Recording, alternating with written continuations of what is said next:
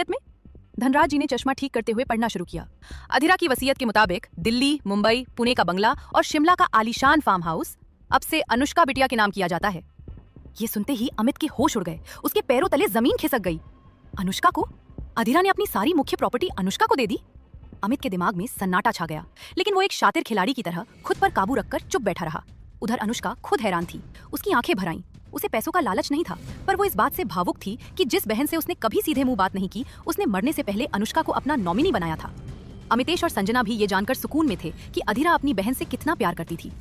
धनराज जी ने पन्ना पलटा और आगे कहा, और देश के बाकी अलग अलग शहरों में जो भी कमर्शियल प्लॉट्स और जमीनें हैं, वो अधिरा ने मिथिला चैरिटेबल ट्रस्ट के नाम कर दी हैं। ये अमित कपूर के लिए किसी बहुत बड़े बम ब्लास्ट जैसा था। जिस अकूत धन दौलत को पाने के लिए उसने इतना बड़ा खौफनाक षड्यंत्र रचा था, अधिरा की जान ली थी, वो सब कुछ पल भर में उसके हाथ से रेत की तरह फिसल गया। अब उसका सब्र पूरी तरह टूट चुका था। जिस लालच के लिए उसने अपनी इंसानियत बेच दी थी, उसे वो ऐसे कैसे जाने दे सकता था? अमित अपनी सीट से झटके से उठा और गुस्से में चिल्लाया, लेकिन धनराज सर, ऐसा कैसे हो सकता है? मैं अधिरा का कानूनी पति हूँ। उसके जाने के बाद उसकी पूरी जायदाद पर पहला हक मेरा बनता है। मेरे जिंदा रहते हुए वो सब कुछ किसी ट्रस्ट या अनुष्का के नाम कैसे कर सकती है? अमित की बात सुनकर वकील धनराज गंभीर हो गए। उन्होंने कहा, तुम्हारी बात भी सही है, लेकिन अधिरा ने अपनी वसीयत में साफ साफ लिखा है कि अगर उसे कुछ हो जाए तो आधी प्रॉपर्टी अनुष्का और ट्रस्ट को सौंप दी जाए। हाँ, मुंबई वाला फ्लैट जिसमें आप और अधिरा बिटिया रहते थे, वो आपका ही रहेगा। धनराज मुस्कुराए, लेकिन उनकी वो मुस्कान अमित को जहर जैसी लगी। धनराज ने आगे बताया, अगर उनके बैंक बैलेंस की बात करें तो उनके पास करीब 50 करोड़ रुपए हैं। इनमें से 25 करोड़ ट्रस्ट के नाम, 10 करोड़ अनुष्का के नाम और 15 करोड़ रुपए उनके माता पिता के नाम हैं। अमित गुस्से में अपनी जगह से उठ खड़ा हुआ। मैं नहीं मानता ऐसी वसीयत को। अधिरा की सारी प्रॉपर्टी पर सिर्फ मेरा हक है, वो सब कुछ मेरा है। धनराज ने शांति से कहा, सॉरी टू से अमित कपूर, लेकिन सामने जो वसीयत है वही सच है। इसमें आप और हम कुछ नहीं कर सकते। अधिरा के सिग्नेचर इस बात का सबूत हैं। अमित लगभग चिल्लाते हुए बोला, नहीं मानता मैं ये वसीयत। वो ऐसा कर ही नहीं सकती। वो मुझसे बहुत प्यार करती थी। ये कहते हुए उसने धनराज के हाथ से कागज छीने और उन्हें फाड़ दिया। वहां मौजूद सभी लोग अमित की इस हरकत से हैरान रह गए। हमेशा शांत और चुपचाप रहने वाले अमित का आज एक अलग ही रूप देखने को मिल रहा था। वैसे अमित उसका पति था तो उस नाते सब कुछ उसी का होना चाहिए था। फिर अधिरा ने ऐसी वसीयत क्यों बनाई? वहीं नैना को तो यकीन ही नहीं हो रहा था कि अधिरा ने ऐसी कोई वसीयत बनाई थी। वो हर पल अधिरा के साथ रहती थी, उसे उसकी हर खबर होती थी, लेकिन इतनी बड़ी बात की भनक तक उसे नहीं लगी। अधिरा ने इस बारे में उसे कभी कुछ नहीं बताया था। धनराज ने मुस्कुराते हुए बोले, कपूर साहब, ये तो सिर्फ एक कॉपी थी। ऐसी कई और कॉपियां भी हैं और ओरिजिनल वसीयत मेरे पास सुरक्षित है। अब मैं चलता हूँ। वो अमित पर एक तंज भरी नजर डालकर वहां से चले गए। धनराज के जाने के बाद पूरे हॉल में सन्नाटा छा गया। अमितेश को अमित के लिए बहुत बुरा लग रहा था, क्योंकि अमित उनके दोस्त का बेटा था। अमितेश ने आगे बढ़कर कहा, अमित बेटा, हमारे पास किसी चीज की कमी नहीं है। हमें अधिरा का दिया हुआ कुछ नहीं चाहिए, वो सब तुम्हारा ही है। ये सुनकर अमित मन ही मन बहुत खुश हुआ। वो भी तो यही चाहता था। चाहे अधिरा दे या कोई और, उसे इस बात से कोई फर्क नहीं पड़ता था, लेकिन सबके सामने उसे अपनी झूठी शान भी तो दिखानी थी। अमित ने गुस्से का नाटक करते हुए कहा, अंकल, मुझे आपकी खैरात नहीं चाहिए। तभी अनुष्का बीच में बोल पड़ी, पापा, अधिरा ने कुछ सोच समझकर ही ये वसीयत बनाई होगी। अगर उसे अमित को कुछ देना ही होता तो वो उसे नॉमिनी जरूर बनाती। और पापा, प्लीज आप महान बनने की कोशिश मत कीजिए। मैं इस आदमी को अच्छी तरह जानती हूँ। अधिरा ना समझ थी जो इसे पहचान नहीं पाई, लेकिन मेरी आंखों से कुछ नहीं छिप सकता। फिर अनुष्का ने अमित की तरफ मुड़कर कहा, और अमित कपूर, अगर तुम्हारे अंदर थोड़ी सी भी सेल्फ रिस्पेक्ट है तो इस घर में दोबारा कदम मत रखना, और ना ही मेरे माता पिता से भीख में कुछ मांगना। समझ गए? अब यहाँ से दफा हो जाओ। अनुष्का की बातें सुनकर अमित गुस्से से कांपने लगा। वो जानता था कि अनुष्का उसे पसंद नहीं करती, लेकिन क्या वो उसके इरादों को भांप चुकी थी? उसके चेहरे पर गुस्से के साथ साथ घबराहट साफ दिखने लगी। दूसरी तरफ संजना और अमितेश को अनुष्का से ऐसी उम्मीद नहीं थी कि वो अमित को इस तरह सरेआम बेइज्जत करेगी। नैना फटी आंखों से अनुष्का को देख रही थी। अनुष्का ने उसकी तरफ देखा और कहा, नैना, तुम्हारी दोस्त अब इस दुनिया में नहीं रही, और मुझे दुख के साथ कहना पड़ रहा है कि अमित की तरह उसने तुम्हारे लिए भी कुछ नहीं छोड़ा। नैना ने हकलाते हुए कहा, मुझे वैसे भी कुछ नहीं चाहिए था अनु। अनुष्का ने कड़े लहजे में कहा, मुझे अनु मत कहो। अधिरा और मेरे माता पिता के अलावा मैंने किसी को ये हक नहीं दिया है। अगर तुम्हारा हिसाब पूरा हो गया हो तो तुम भी यहाँ से जा सकती हो। नैना अनुष्का को घूरते हुए वहां से निकल गई। कुछ ही देर बाद अमित भी गुस्से में पैर पटकता हुआ वहां से चला गया, लेकिन साथ में बदले की भावना लेकर गया। जयपुर को पिंक सिटी यानी गुलाबी शहर के नाम से जाना जाता है। इसी शहर में रति राठौड़ अपने जीवन का एक नया अध्याय शुरू करने जा रही थी। जयपुर रेलवे स्टेशन के प्लेटफॉर्म पर अभी अभी एक ट्रेन आकर रुकी थी। रति एक हाथ में अपना बैग और दूसरे हाथ में मिष्टी का हाथ थामे धीरे धीरे ट्रेन से नीचे उतरी। उतरते हुए लोगों की भारी भीड़ को देखकर वो एक पल के लिए सहम गई। उसने पहले कभी इस तरह का सफर नहीं किया था। हमेशा बिजनेस क्लास फ्लाइट में सफर करने वाली और हाई सिक्योरिटी के बीच रहने वाली रति आज आम लोगों की तरह ट्रेन में सफर कर रही थी। लेकिन वो खुश थी, क्योंकि वो आजाद थी उन तमाम रिश्तों से जो सिर्फ झूठ की बुनियाद पर टिके थे। स्टेशन से बाहर आकर उसने एक कैब बुक की, अपना सामान रखा और मिष्टी को गोद में लेकर बैठ गई। ड्राइवर ने पूछा, मैडम जी कहाँ जाना है? रति ने कहा, भैया यहाँ पास में कोई अच्छी सी सोसाइटी हो तो मुझे वहाँ छोड़ दीजिए। ड्राइवर ने शीशे में देखते हुए पूछा, नए आए हो आप? रति ने जवाब दिया, जी। ड्राइवर ने रति से कहा, मैडम जी यहाँ पास ही में गीता सोसाइटी है, बहुत अच्छी सोसाइटी है, मैंने सुना है, आपको यहाँ कोई परेशानी नहीं होगी। रति ने मुस्कुराकर कहा, जी भैया धन्यवाद। ड्राइवर ने उसे गीता सोसाइटी के सामने छोड़ दिया। सोसाइटी वाकई बहुत खूबसूरत थी। रति ने वहाँ के गार्ड से बात की तो पता चला कि कुछ फ्लैट खाली हैं। उसने मकान मालिक से फोन पर बात की। मकान मालिक विदेश में रहता था और उसे बस घर की देखभाल के लिए एक अच्छे किराएदार की तलाश थी। इस तरह रति और मिष्टी को रहने के लिए एक नया आशियाना मिल गया। लेकिन जब रति उस गार्ड से बात कर रही थी, ठीक उसी वक्त उसके बगल से एक आदमी गुजरा। रति ने एक नजर उसे देखा और वापस गार्ड से बात करने लगी। लेकिन तभी उसे कुछ एहसास हुआ। उसने तुरंत उस आदमी को पलट कर देखा, लेकिन अब उसकी पीठ दिख रही थी। रति ने मन ही मन कहा, ऐसा क्यों लगा जैसे पहले इसे कहीं देखा है। वो आदमी कोई और नहीं, अभिमन्यु था। लेकिन अभिमन्यु उसे नहीं देख पाया था और ना ही रति उसे पहचान पाई थी। पर वो अनजान थे, उनकी किस्मत फिर से टकराने वाली थी। अधीरा का फ्लैट 4th फ्लोर पर था। गार्ड के पास ही चाबी थी। वो उनके साथ ऊपर गया और दरवाजा खोल दिया। 2 बेडरूम का वो फ्लैट फर्नीचर के साथ बेहद खूबसूरत लग रहा था। ऐसा लगता था जैसे पुराने लोग सिर्फ अपने कपड़े लेकर गए हों, बाकी सारा सामान वैसे का वैसा ही मौजूद था। रति के लिए ये बहुत बड़ी राहत की बात थी। रात होते ही रति ने मिष्टी को खाना खिलाकर सुला दिया। थकान की वजह से वो भी बिना कोई जिद किए जल्दी सो गई। अब रति मिष्टी की माँ बन चुकी थी, इसलिए उसकी हर सोच में सबसे पहले मिष्टी ही आती थी। आगे का जीवन बिताने के लिए उसे एक नौकरी की सख्त जरूरत थी। जिस घर में वो रह रही थी उसका किराया भी अच्छा खासा था, लेकिन उसे खुद पर पूरा भरोसा था कि वो मिष्टी को एक बेहतर जिंदगी देगी। डिनर करने के बाद रति बालकनी में आ गई। बाहर रखे झूले को देखकर उसके होठों पर मुस्कान आ गई। उसे एक अजीब से सुकून का एहसास हुआ। अधीरा की सबसे बड़ी खूबी ये थी कि वो कभी हिम्मत नहीं हारती थी। उसे खुद पर पूरा भरोसा था, लेकिन इस वक्त वो थोड़ी परेशान थी। जब भी उसका मन भारी होता, वो गाना गाकर अपनी घबराहट और परेशानी को कम कर लेती थी। वो बालकनी में खड़ी होकर गुनगुनाने लगी। रति तो अपने मन का बोझ हल्का करने के लिए गुनगुना रही थी, लेकिन वहीं पास में कोई और भी था जो उसकी आवाज सुनकर बेचैन हो उठा। वो शख्स अपनी बालकनी में खड़ा था। सोसाइटी की इमारतें एक दूसरे से ज्यादा दूर नहीं थी, इसलिए आवाज साफ आ रही थी। उस शख्स ने कहा, ये जादुई आवाज कहाँ से आ रही है? गाने के शब्दों में कितना दर्द है, जैसे अधीरा की आवाज में थी। लेकिन कुछ ही पलों में वो आवाज बंद हो गई। उसे बहुत अजीब लगा। वो इतने दिनों से यहाँ रह रहा था, लेकिन आज तक उसने यहाँ किसी को इस तरह गाते हुए नहीं सुना था। उसने सोचा, जरूर सोसाइटी में कोई नया परिवार रहने आया है, लेकिन जो कोई भी है उसकी आवाज में एक अलग ही कशिश है। तभी अंदर से आवाज आई, अभिमन्यु खाना खा लो। वो अपनी सिगरेट बुझाते हुए जल्दी से घर के अंदर चला गया। जाने अनजाने रति यानी अधीरा और अभिमन्यु एक दूसरे के करीब आ गए थे। अगली सुबह रति ने जल्दी जल्दी नाश्ता बनाया। फिर वो मिष्टी के पास गई। बेड के सिराने बैठकर उसने प्यार से मिष्टी के माथे पर हाथ फेरा और कहा, गुड मॉर्निंग मिष्टी। मिष्टी ने नींद भरी आवाज में आंखें मलते हुए कहा, नो गुड मॉर्निंग मम्मा, मिष्टी को अभी और सोना है। रति ने उसे समझाते हुए कहा, गलत बात बेटा, सुबह ज्यादा देर तक नहीं सोना चाहिए। देखो बाहर सारे बच्चे स्कूल जा रहे हैं और आप अभी तक सो रही हो। वैसे मुझे आज आपको किसी से मिलवाना था। मिलने का नाम सुनते ही मिष्टी झटके से उठकर बैठ गई। उसने अपने छोटे छोटे कोमल हाथों से रति का चेहरा पकड़ा और बहुत प्यार से पूछा, किससे मम्मा? क्या अधीरा आंटी से? उसकी टिमटिमाती हुई नीली आंखें दुनिया के फरेब और धोखे से पूरी तरह अनजान थीं। मिष्टी का ये मासूम सवाल सुनते ही रति का चेहरा एकदम सफेद पड़ गया। उसने हकलाते हुए कहा, नहीं बेटा, अब हम उनसे कभी नहीं मिल सकते, क्योंकि वो भी आपके पापा की तरह आसमान में एक चमकता हुआ स्टार बन गई हैं। मिष्टी उदास होकर बोली, सच में? रति ने उसके गाल चूमे। हाँ सच में, अब आप जल्दी से ब्रश कर लो, फिर आप उनसे मिल सकती हैं। मिष्टी चहकते हुए बोली, हाँ मिष्टी को मिलना है। रति मुस्कुराई, गुड गर्ल। मिष्टी के बाथरूम जाते ही रति की आंखें भर आईं। उसने खुद से कहा, भगवान आपका बहुत बहुत शुक्रिया जो आपने मुझे जीने की इतनी खूबसूरत वजह दी। मैं अब तक कितनी झूठी और बेमानी जिंदगी जी रही थी, जहां सब कुछ धोखे की बुनियाद पर टिका था। अतीत के उन कड़वे पलों को याद कर उसकी आंखों से आंसू टपक पड़े, लेकिन उसने तुरंत उन्हें पोंछ लिया। नहीं, अब एक भी आंसू नहीं बहेगा, उन लोगों के लिए तो बिल्कुल भी नहीं। उसने मिष्टी को गोद में उठाया, उसे ब्रश कराया और तैयार किया।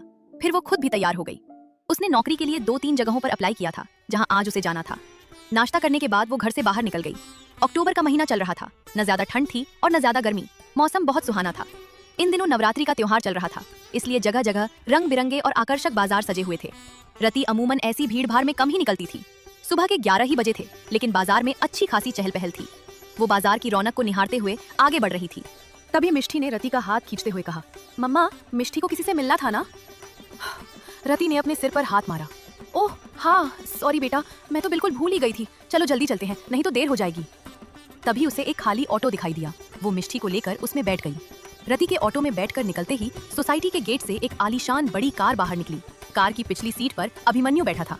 कार जयपुर की साफ सुथरी सड़कों पर दौड़ रही थी। तभी ड्राइवर ने शीशे में देखते हुए कहा, सर, मैडम ने आज आपको घर जल्दी आने के लिए कहा है। अभिमन्यु एक मैगजीन पढ़ने में व्यस्त था। उसने पेज पलटते हुए पूछा, कोई खास बात है क्या शब्बू? शब्बू ड्राइवर ने जवाब दिया, जी सर, वो सोसाइटी में नवरात्रि का बड़ा आयोजन हो रहा है ना, उसी सिलसिले में।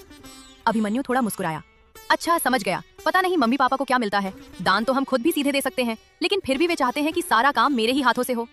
शब्बू ने कहा, साहब, वो बड़ों का आशीर्वाद और प्यार है, इसलिए। अभिमन्यु देश का एक बेहद मशहूर टेक्सटाइल बिजनेसमैन था। उसके डिजाइन किए हुए कपड़े पूरे भारत में पसंद किए जाते थे।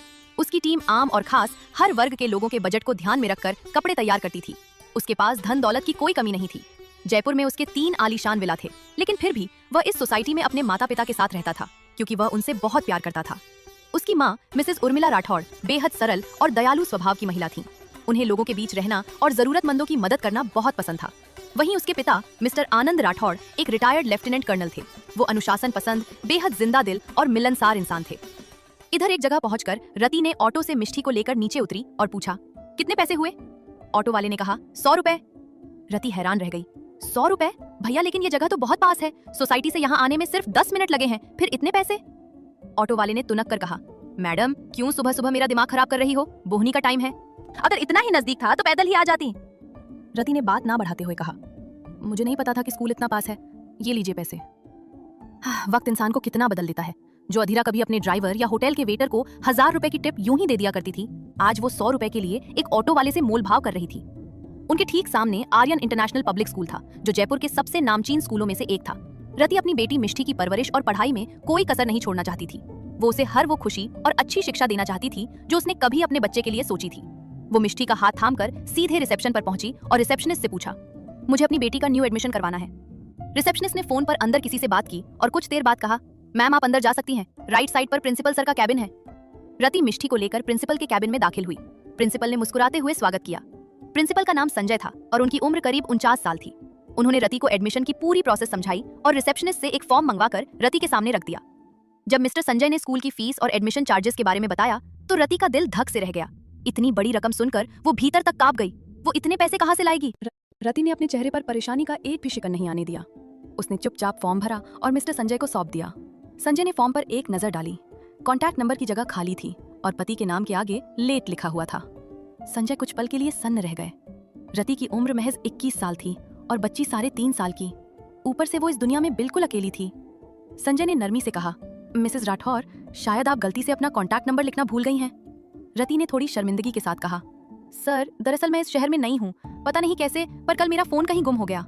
उसने अपनी जिंदगी में शायद पहली बार इस तरह का झूठ बोला था, क्योंकि एक्सीडेंट के बाद उसका फोन खो चुका था। जब तक वो अनुष्का के साथ थी, अनुष्का ने उसे दूसरा फोन दे दिया था, लेकिन वहां से आते वक्त रति ने अनुष्का का फोन उसके घर पर ही छोड़ दिया था। पर वो ये सब किसी को नहीं बता सकती थी।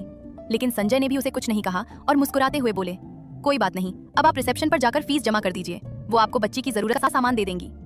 रति ने कुछ सोचते हुए पूछा, सर, क्या मैं एडमिशन 1 हफ्ते बाद करा सकती हूँ? कोई परेशानी है? संजय ने पूछा। नहीं सर, बस मुझे थोड़ा सा वक्त चाहिए था। संजय ने कहा, ठीक है, कोई बात नहीं, आप जब भी आएं आपका स्वागत है। जी शुक्रिया। रति ने राहत की सांस ली। इधर एक आलीशान बिल्डिंग के सामने अभिमन्यु की कार आकर रुकी। बिल्डिंग पर बड़े और चमकदार अक्षरों में लिखा था, जील। अभिमन्यु तेज कदमों से अंदर बढ़ा। उसका ऑरा ऐसा था कि ऑफिस में कदम रखते ही सबकी नजरें उस पर टिक गईं। एक लड़की चहकते हुए बोली, लीना, कहा था ना मैंने कि सर आज व्हाइट शर्ट पहनकर आएंगे, देख मैं शर्त जीत गई। राइमा ने आह भरते हुए कहा, हाँ यार, सच में सर कितने हैंडसम हैं, काश एक बार वो हमारी तरफ देख लेते। लीना ने उसे टोकते हुए कहा, काम कर ले, अगर उनकी नजर हम पर पड़ गई तो सीधे ऑफिस से बाहर होंगे। तभी बिल्डिंग के बाहर एक और शानदार कार रुकी। पेंसिल हील की टक टक आवाज सुनकर गार्ड ने तुरंत सैल्यूट मारते हुए कहा, good morning ma'am. Good morning. उसने कार की चाबी गार्ड की तरफ उछालते हुए कहा, इसे अच्छे से पार्क कर देना। ग्रे कलर की 1 पीस ड्रेस, हाथ में ब्रांडेड घड़ी, कंधे तक लहराते हल्के भूरे घुंघराले बाल और हाथ में डिजाइनर पर्स, बेहद खूबसूरत आयशा खुराना अब बिल्डिंग के अंदर थी। आयशा अपने कैबिन में जाने के बजाय सीधे अभिमन्यु के कैबिन की तरफ बढ़ गई। अभिमन्यु अपने आने वाले विंटर कलेक्शन के लिए कुछ डिजाइन स्केच करने में बिजी था। आयशा अंदर आते ही सीधे काउच पर बैठ गई। इतने ध्यान से क्या ड्रॉ कर रहे हो? आयशा ने पूछा। अभिमन्यु ने चौंक कर सिर उठाया। अरे तुम कब आई? आए हुए पूरे 5 मिनट और 10 सेकंड हो गए, लेकिन आप तो काम में इतने मशरूफ थे कि। आयशा ने नाक सिकोड़ी। अभिमन्यु ने मुस्कुराते हुए कहा, तुम कभी नहीं सुधर सकती, हमेशा ताना मारना जरूरी है। क्या करूं, आदत से मजबूर हूं, तुम्हें देखते ही मेरी तबीयत बिगड़ने लगती है। आयशा ने शरारत से आंख मारी, फिर वो काम की बात पर आई। अच्छा सुनो, मिस्टर रेहान शेरगिल हमसे मिलना चाह रहे हैं। वो चाहते हैं कि हमारा कलेक्शन जल्द से जल्द मार्केट में आए। अभी थोड़ा काम बाकी है। हमारा विंटर कलेक्शन नवंबर में लॉन्च होगा, उसके बाद ही मार्केट में जाएगा। पता नहीं शेरगिल को इतनी जल्दी क्यों रहती है। अभिमन्यु ने स्केच पेन रखते हुए कहा। वैसे मैंने तुमसे कहा था ना कि मुझे एक पर्सनल असिस्टेंट चाहिए। आयशा ने हंसते हुए कहा, अरे कोई तुम्हें पसंद भी तो आए। एक प्रियंका ही थी जो तुम्हारे नखरे 6 महीने झेल पाई, लेकिन कल उसने भी इस्तीफा दे दिया। तो इसमें मेरी क्या गलती है? उसकी शादी हो रही है इसलिए उसने रिजाइन किया। अभिमन्यु ने अपना बचाव किया। अच्छा बाबा, ढूंढती हूँ कोई, आयशा ने कहा। आयशा खुराना वो और अभिमन्यु सिर्फ बिजनेस पार्टनर ही नहीं बल्कि गहरे दोस्त थे। बरसों पहले आयशा के पिता के निधन के बाद उसकी मां ने दूसरी शादी कर ली थी और वो स्विट्जरलैंड शिफ्ट हो गई थी। 19 साल की उम्र में आयशा की मुलाकात अभिमन्यु से स्विट्जरलैंड के कॉलेज में हुई। ये जानकर कि अभिमन्यु भी इंडिया से है, दोनों में गहरी दोस्ती हो गई। पढ़ाई खत्म कर दोनों इंडिया आ गए और एक छोटे से कमरे से ज़ील ब्रांड की शुरुआत की, जो आज एक बड़ी कंपनी बन चुकी थी। तभी अभिमन्यु का फोन बज उठा। स्क्रीन पर माँ का नाम देखकर आयशा खड़ी हो गई। तुम आंटी से बात करो, मैं बाद में मिलती हूँ, आयशा ने मुस्कुराते हुए कहा। अभिमन्यु के चेहरे पर हल्की मुस्कान आ गई। आयशा ने मजाक में अपने दिल पर हाथ रखा। मर जावा, तुम्हारी ये स्माइल किसी दिन मेरी जान ले लेगी। अभिमन्यु ने हंसते हुए उसकी तरफ पेंसिल फेंकी। सुधर जाओ तुम। आयशा हंसती हुई कैबिन से बाहर निकल गई। वो अक्सर अभिमन्यु से ऐसे ही फ्लर्ट करती थी और सब उसकी इस आदत से वाकिफ थे। अभिमन्यु ने फोन उठाया। हेलो माँ, उर्मिला जी ने दूसरी तरफ से पूछा। फ्री हो? कोई खास काम? हाँ, बहुत खास काम है। तुम्हें पास के एक रेस्टोरेंट में एक लड़की से मिलने जाना है। अभिमन्यु ने माथा पीट लिया। माँ, फिर वही बात। क्या तू चाहता है कि मैं बहू के लिए तरसती रहूं? एक तो वैसे ही हमारे पास नहीं रहा और अब तू भी ऐसी बातें कर रहा है। 27 का हो गया है तू। उर्मिला जी की आवाज भारी हो गई। अभिमन्यु हार मानते हुए बोला, अच्छा बाबा प्लीज रो मत, मैं मिल लूंगा, अब खुश? उर्मिला जी तुरंत चहक उठी। मैं तुम्हें उसकी फोटो भेज रही हूँ। ठीक है, बाय। अभिमन्यु ने फोन रख दिया और मन ही मन सोचा, आप इमोशनल ब्लैकमेल करके मुझसे जबरदस्ती हाँ नहीं करवा सकती माँ, मैं भी आपका ही बेटा हूँ। उसने अपना सिर कुर्सी के पीछे टिका दिया। भले ही अभिमन्यु अपने काम में बिजी हो गया था, लेकिन बाहर से शांत और कामयाब दिखने वाला अभिमन्यु राठौर अभी भी अंदर से एक गहरे दर्द में था। कुछ देर बाद खुद को संभालकर वो फिर से काम में जुट गया। उधर रति अपनी बेटी मिष्ठी को पास की सोसाइटी के क्रेच में छोड़कर नौकरी के इंटरव्यू के लिए भटक रही थी। किस्मत शायद उसकी कड़ी परीक्षा ले रही थी, क्योंकि हर जगह से उसे निराशा ही हाथ लगी। थक हार कर वो एक रेस्टोरेंट में आ बैठी। शाम के 5 बज रहे थे। अभिमन्यु बेमन से अपनी माँ के बताए पते पर रेस्टोरेंट पहुंच गया। उसने फोन में लड़की की फोटो देखी, नाम था रंजना। रेस्टोरेंट में घुसते ही उसे रंजना को पहचानने में देर नहीं लगी। वो व्हाइट मिनी ड्रेस पहने जरूरत से ज्यादा मेकअप थोपे बैठी थी। अभिमन्यु उसके सामने बैठते हुए बोला, हाय।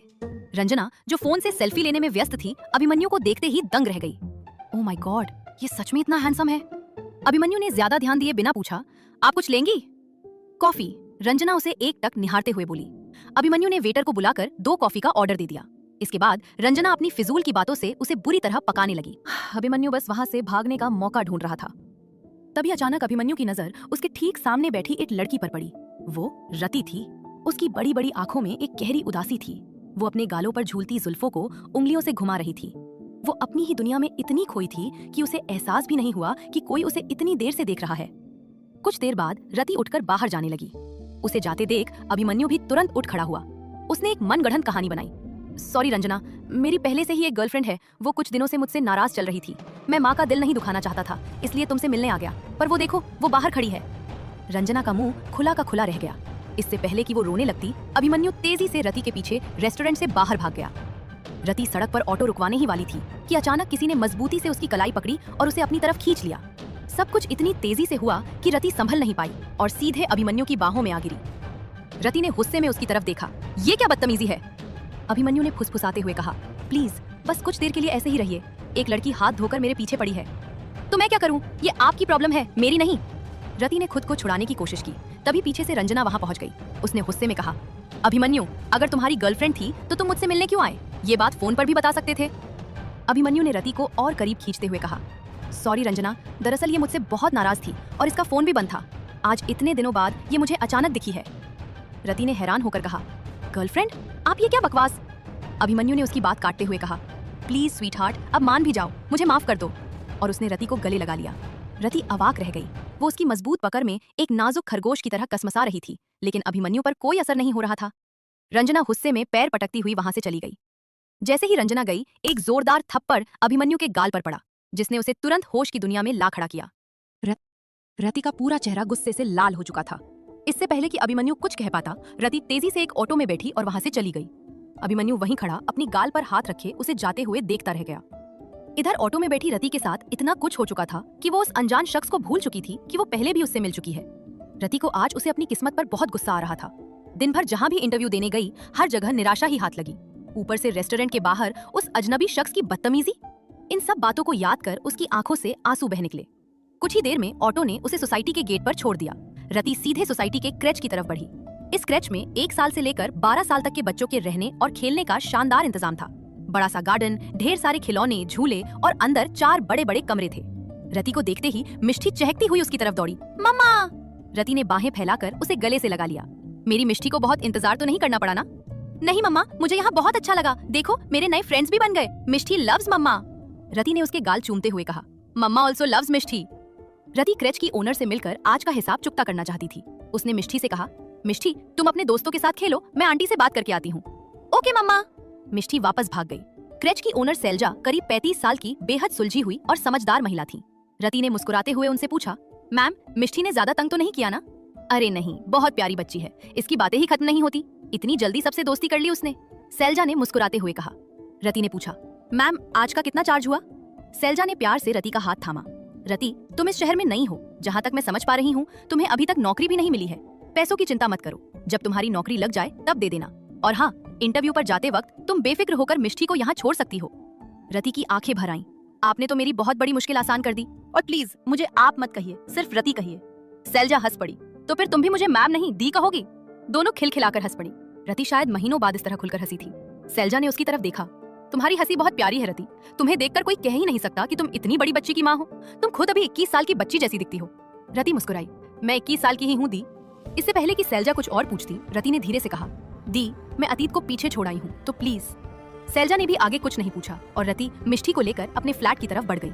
उधर अभिमन्यु भी झुंझलाया हुआ अपनी कार में बैठा था। उसने अपने ड्राइवर शुब्बू से कहा, शुब्बू माँ को मेरी शादी की इतनी जल्दी क्यों पड़ी है?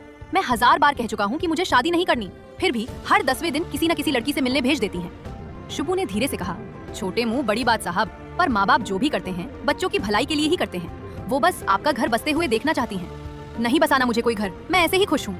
अभिमन्यु ने उदास होकर खिड़की के बाहर देखा। कार जब सोसाइटी के अंदर पहुंची तो वहाँ भारी चहल पहल थी। एक बड़ा सा पंडाल सजा हुआ था। वहाँ मौजूद लड़कियां अभिमन्यु को ही देख रही थीं, लेकिन वो बिना किसी पर ध्यान दिए सीधे लिफ्ट की तरफ बढ़ गया। घर के सोफे पर उर्मिला जी उसका ही इंतजार कर रही थी। उर्मिला जी ने शांत रहते हुए कहा, रंजना का फोन आया था, उसने बताया कि तुम्हारी कोई गर्लफ्रेंड है। अभिमन्यु सकपकाया। माँ ऐसा कुछ नहीं है, मैंने बस रंजना से पीछा छुड़ाने के लिए वो झूठ बोला था। उर्मिला जी ने थोड़ा तेवर दिखाते हुए कहा, मुझे कुछ नहीं पता। जिसे तुमने अपनी गर्लफ्रेंड बताया है मुझे तो उसी से मिलना है और उसे ही अपनी बहू बनाना है, क्योंकि मेरा बेटा किसी लड़की की तरफ आंख उठाकर भी नहीं देखता, और आज उसने सरेआम एक लड़की को गले लगाया। बड़ी अजीब बात है ना? अभिमन्यु जो उस वक्त पानी पी रहा था अचानक ठसका लगने से खांसने लगा। उर्मिला जी ने उसकी पीठ सहलाई। हमेशा कहती हूँ पानी धीरे धीरे पिया करो, और मैंने तुम्हारा कुर्ता पायजामा निकाल दिया है, वही पहनकर नीचे पंडाल में आ जाना। अभिमन्यु ने राहत की सांस ली। चलो जान बची, वरना अभी उस लड़की को लेकर और पूछताछ होती। जाते जाते उर्मिला जी दरवाजे पर रुकी और पीछे मुड़कर बोली, और हाँ, जो बात अधूरी रह गई है उसे रात को घर लौटकर पूरी करेंगे। अभिमन्यु सिर पकड़कर सोफे पर ढह गया। इधर रति अपने घर आ गई थी। मिष्टी ने सेल्जा के पास खाना खा लिया था, इसलिए उसे भूख नहीं थी। इसलिए रति ने अपने लिए मैगी बनाई और बाउल लेकर बालकनी के झूले पर आ बैठी। बाहर सजे पंडाल की रोशनी और लोगों की भीड़ उसे आकर्षित कर रही थी। जिंदगी में मुश्किलें बहुत थीं, लेकिन उसे खुद पर पूरा भरोसा था। मैगी खत्म कर रति ने मिष्टी से कहा, मिष्टी नीचे चले, आज सोसाइटी में कोई पूजा है। मिष्टी खुशी से उछल पड़ी। वाओ मम्मा, मेरे सारे फ्रेंड्स भी होंगे, मुझे भी अपनी तरह सुंदर बना दो। मेरे फ्रेंड्स कह रहे थे कि तुम्हारी मम्मा कितनी ब्यूटीफुल है। अच्छा, फिर तुमने क्या कहा? रति ने लाड से पूछा। मैंने कहा, आखिर मम्मा किसकी है? मिष्टी ने गर्व से कहा।